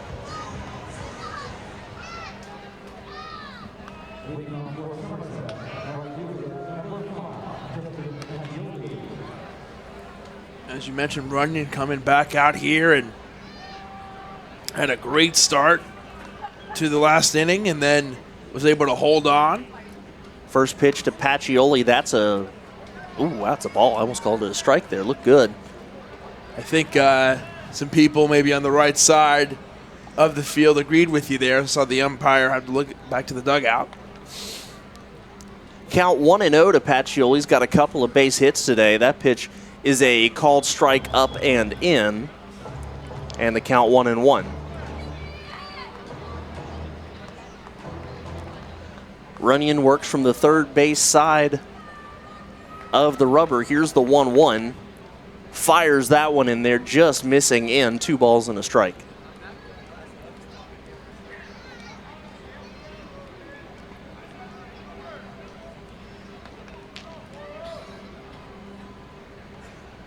Here's the 2-1. That's going to miss well outside. And the count now 3-1. Yeah, you talk about the importance of games between High Point and Somerset. If things hold the way they are, the team that wins tomorrow gets out of here with the wild card lead. Here's the pitch. That's in there for a strike. And the count 3-2. And if the Hush Puppies come back and win tonight, they've got that lead regardless of what happens tomorrow. Especially considering the fact that, well, I say Long Island was safe. They were up 5-0 earlier. I just checked. Here's the pitch. Swung on, and that's going to be roped into into left field, and Schaefer has to play it on a hop. So that's a leadoff single for Pacioli, his third hit of the night. He's really seeing the ball well. But I just mentioned the Ducks were up 5-0. It's now 5-4 in that game. So it's pretty close. It is. Things have tightened up since the last time we visited Long Island. That's the Barnstormers you're taking on, yeah? Yes, they are. Mm-hmm. Revolution have a 7-6 lead on the Bees. The Blue Crabs 3-0 on the Skeeters. Number 8 hitter, Yovan Gonzalez, 0 for 2 with a sacrifice. Runner goes. Here's the pitch. Good throw by Jones. Not in time. I thought he got him on the ankle. It looked like he did. I didn't see when his hand touched. It was a very good effort there And Russell is trying to plead his case, said, hey, I got him on the leg, but to no avail.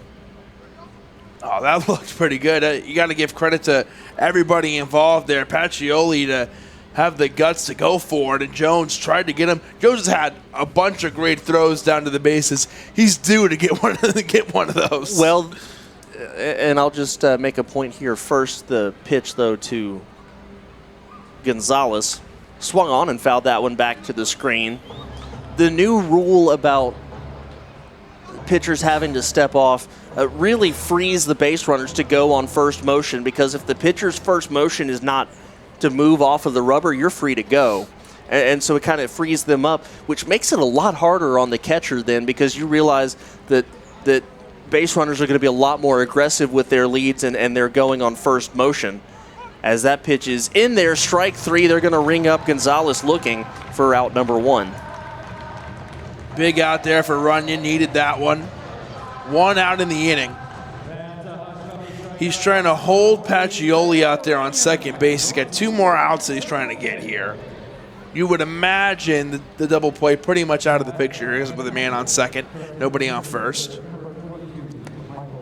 Michael Kraus, the number 9 hitter, comes up. So with that being said, you focus your attention back to the plate here if you're Runyon. First pitch to Kraus misses. He already has the hat trick, 3 strikeouts today. He's trying to avoid the golden sombrero. And the count 1-0 from Runyon. That one's in there for a called strike.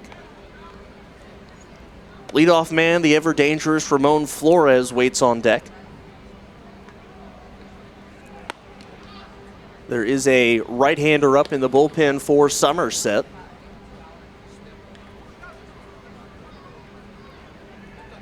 And here's the 1-1 from Runyon. Swing and a miss, strike 2.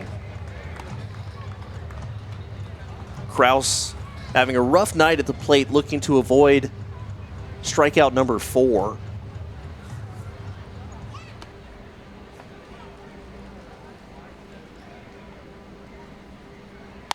While the man on the mound, Sam Runyon, would very much like to see that. Here's the 1-2 to Kraus. Curveball, that stays down and away, 2-2. Pacioli, the runner at second, very much trying to divert Runyon's attention as he dances off of second base in between pitches. 2 balls, 2 strikes, 1 out, runner on second. We're in the top of the 8th inning. Somerset leads High Point. Here's the 2-2. That's hit on the ground towards Russell, has to shade towards right field. Picks it up, throws on to first in time, out number 2. Pacioli advances to third on the play. But with 2 outs, Kendrick, Pacioli moving over to third might not prove to be a big deal because, as you always say, no productive out with 2 outs, so anything will count as Keefe makes his way to the mound, so we got a change coming, it would appear. A solid inning and 2/3 for Sam Runyon, but it looks like that's all she wrote. So we'll give you his line, and we will introduce you to your new High Point Hush Puppy pitcher when we come back. This is Bryce Burge, host of Your Soccer Passport here on Public House Media. After this episode, come join us on a trip around the soccer world as we discuss club and country every Tuesday. Stamp your soccer passport by subscribing on Spotify, iTunes, or wherever you get your Public House Media podcasts. And thanks again for checking out the following broadcast on Public House Media.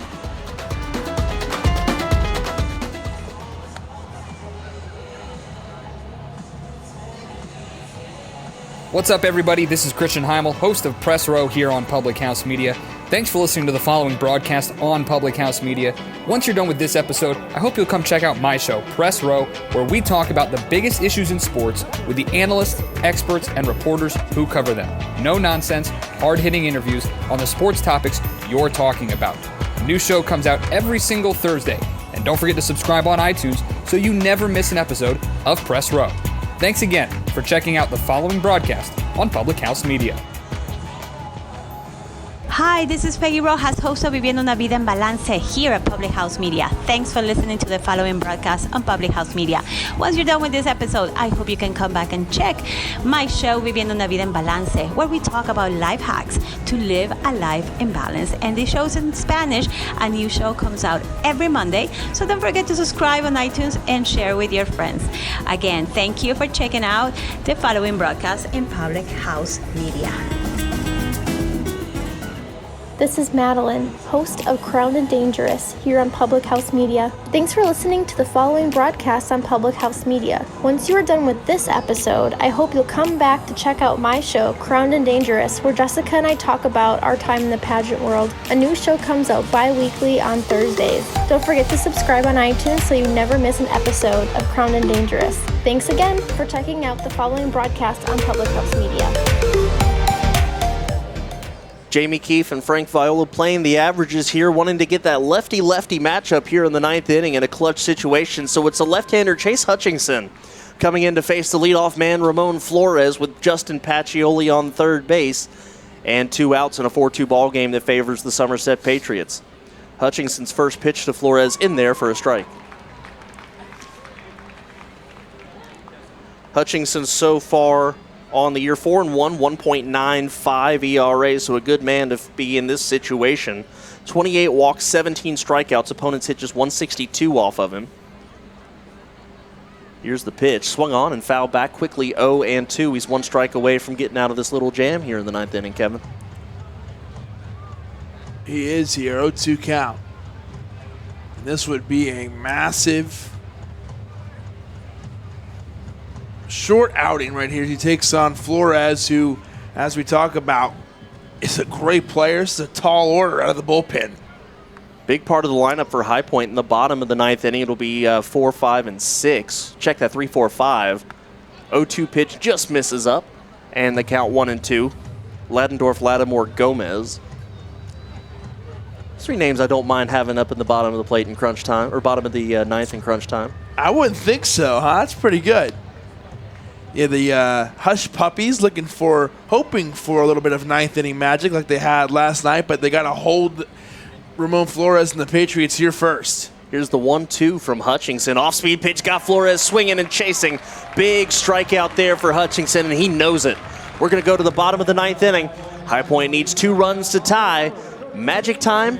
We'll find out next. You're listening to High Point Hush Puppies Baseball. This is Madeline, host of Crowned and Dangerous here on Public House Media. Thanks for listening to the following broadcast on Public House Media. Once you are done with this episode, I hope you'll come back to check out my show, Crowned and Dangerous, where Jessica and I talk about our time in the pageant world. A new show comes out bi-weekly on Thursdays. Don't forget to subscribe on iTunes so you never miss an episode of Crowned and Dangerous. Thanks again for checking out the following broadcast on Public House Media. This is Liz Colburn, host of The Morning Uplift here on Public House Media. Thanks for listening to the following broadcast on Public House Media. Once you are done with this episode, I hope you'll come back and check out my show, The Morning Uplift, where we talk about finding your beauty in the journey. A new show comes out twice a month on the 1st and 3rd Mondays. Don't forget to subscribe on iTunes so you never miss an episode of The Morning Uplift. Thank you again for checking out the following broadcast on Public House Media.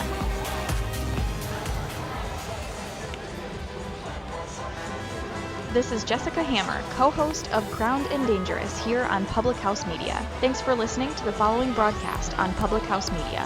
Once you are done with this episode, I hope you'll come check out my show, Crowned and Dangerous, where Maddie and I talk about all things pageant related, especially our experiences in the Miss America organization. A new show comes out bi-weekly, every other Thursday. Don't forget to subscribe on iTunes so you never miss an episode of Crowned and Dangerous. Thanks again for checking out the following broadcast on Public House Media. This is Rachel Mullins, host of #NoFilterFriday here on Public House Media. Thanks for listening to the following broadcast on Public House Media. Once you're done with this episode, I hope you'll come check out my new show. Bottom of the ninth inning. It's the 3 guys you want at the plate here, Ladendorf, Lattimore, and Gomez, but they have a formidable opponent on the mound. The closer, at least for tonight, for the Somerset Patriots, and boy, he's a good one. We were looking at his numbers, and I said, that can't be right. You said, no, I checked it out. He's got a 0 ERA in 13 in the third innings. First pitch to Ladendorf in there, called strike. Going into the bottom of the ninth inning, here at BB&T Point, they are playing Baby Shark, affectionately referred to as the Rally Shark, here in the bottom of the ninth, as the Hush Puppies are trying to get a rally going. Here's the pitch. That's going to miss down and away, and the count 1-1. This is something we talked about yesterday. It didn't really come into play because Cheshire didn't come into pitch, but with Antonini's contract being selected by that team out of the Mexican League, we talked about how dominant Cheshire is. He could easily slide in and become the new closer here for Somerset. He's got electric stuff, but Ladendorf lines a base hit to start the ninth inning, so High Point getting something going here. Brings up Quincy Lattimore. That's exactly the guy you want on. A great base runner, high baseball IQ, very smart out there. So definitely the guy you want out there. Very quick, very speedy. And then you bring up Quincy Lattimore to the plate. Last time the Rockers faced the Patriots at home, magic happened with these two gentlemen.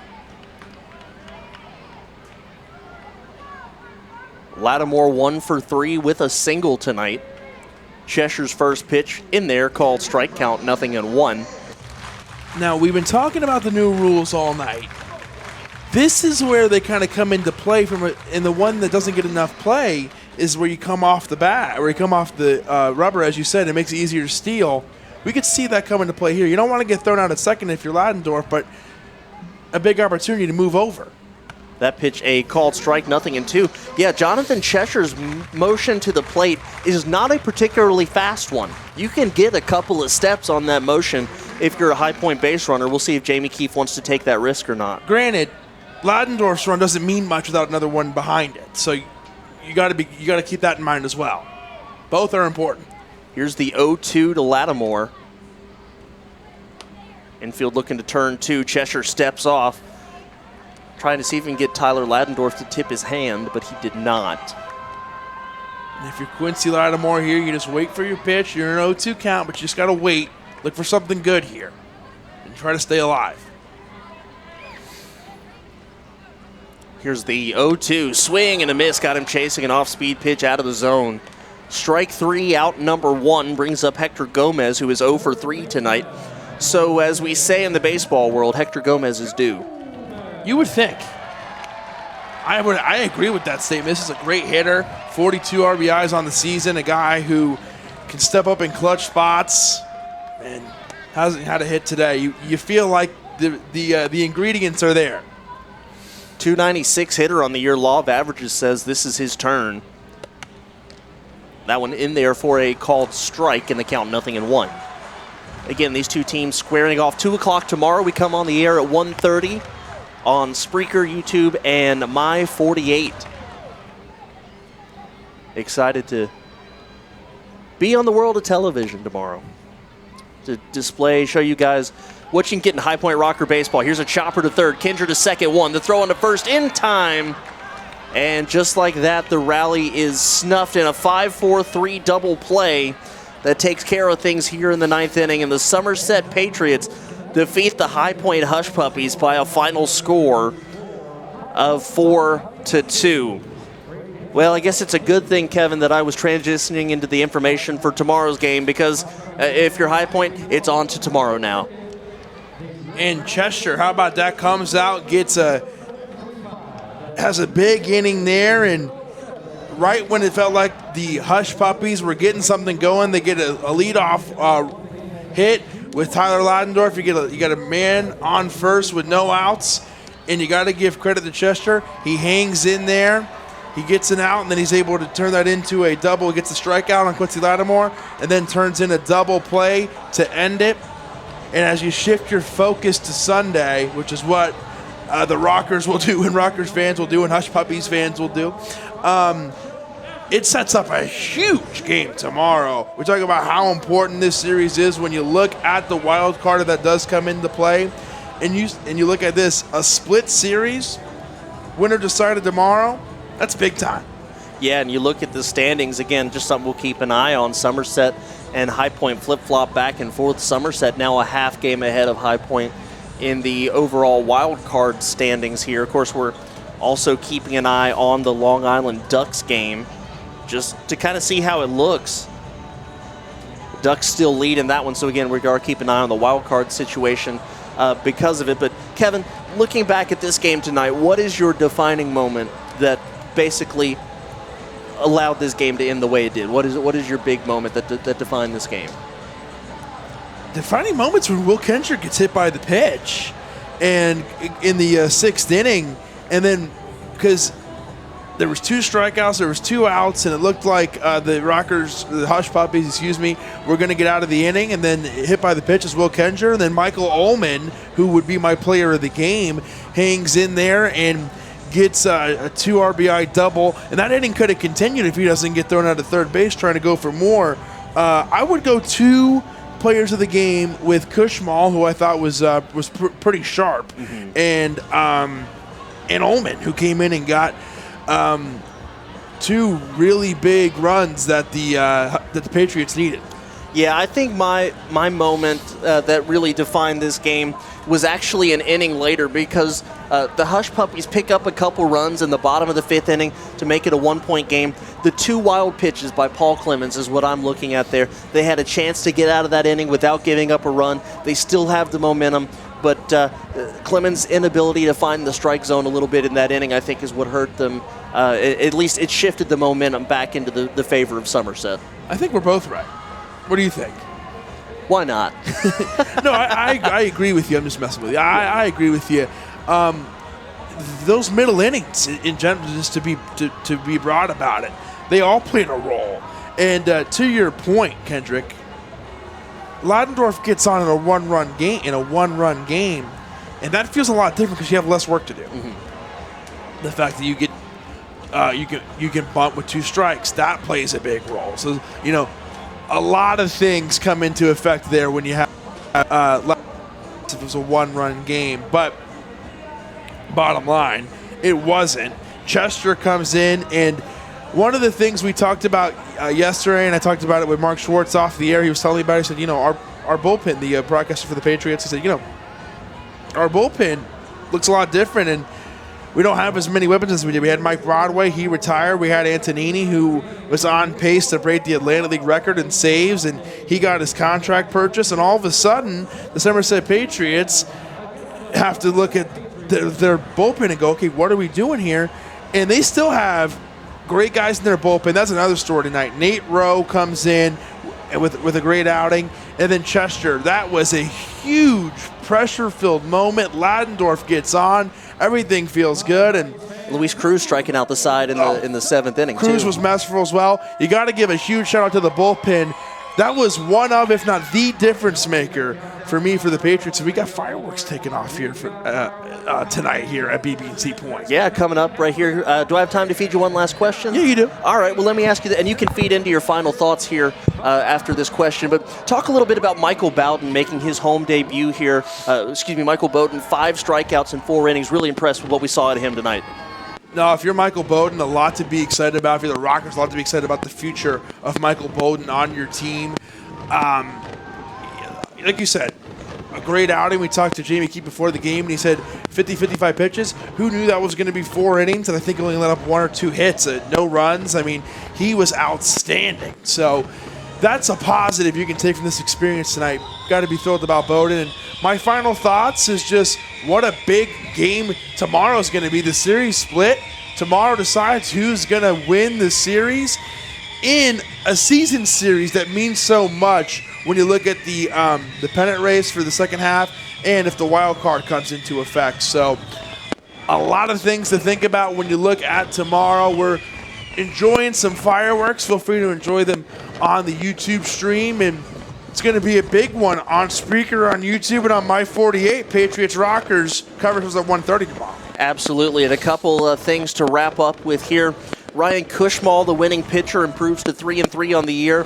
Jonathan Cheshire picks up his 3rd save in 3 opportunities. Dusty Isaacs takes the loss. drops to 0-1. I'm just going to echo your sentiments there for my final thoughts as well, Kevin, talking about the fact that these are huge games every time they play. And I think it shows you how evenly matched they are in the sense that these games go down to the wire. Yesterday took to the 10th inning to win. Today, just a 2-run game. They are so evenly matched in so many aspects of the game. It's going to be a great one tomorrow. Game starts at 2 o'clock. We go on the air at 1:30, and it will be the High Point Rockers tomorrow. We can say it right and not mess up anymore. But again, Kevin McMahon will be on the call. I'll be here with the color commentary. We're so excited to get back out here tomorrow for more fantastic Atlantic League baseball. So again, your final score here tonight, the Somerset Patriots 4, the High Point Hush Puppies 2, and we'll see you back here tomorrow at 2 o'clock for High Point Rockers baseball. Have a good night, everybody. Enjoy the fireworks. Absolutely, enjoy them.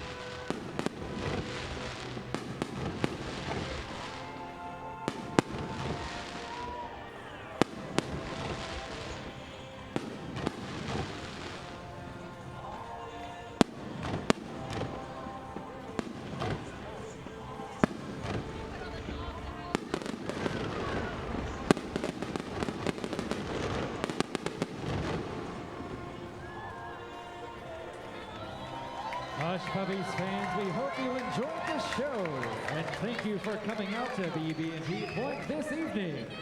Don't forget, we've got a game tomorrow as the return to being the High Point Rockers, Sunday, July 21st at 2 p.m. against the Somerset Patriots.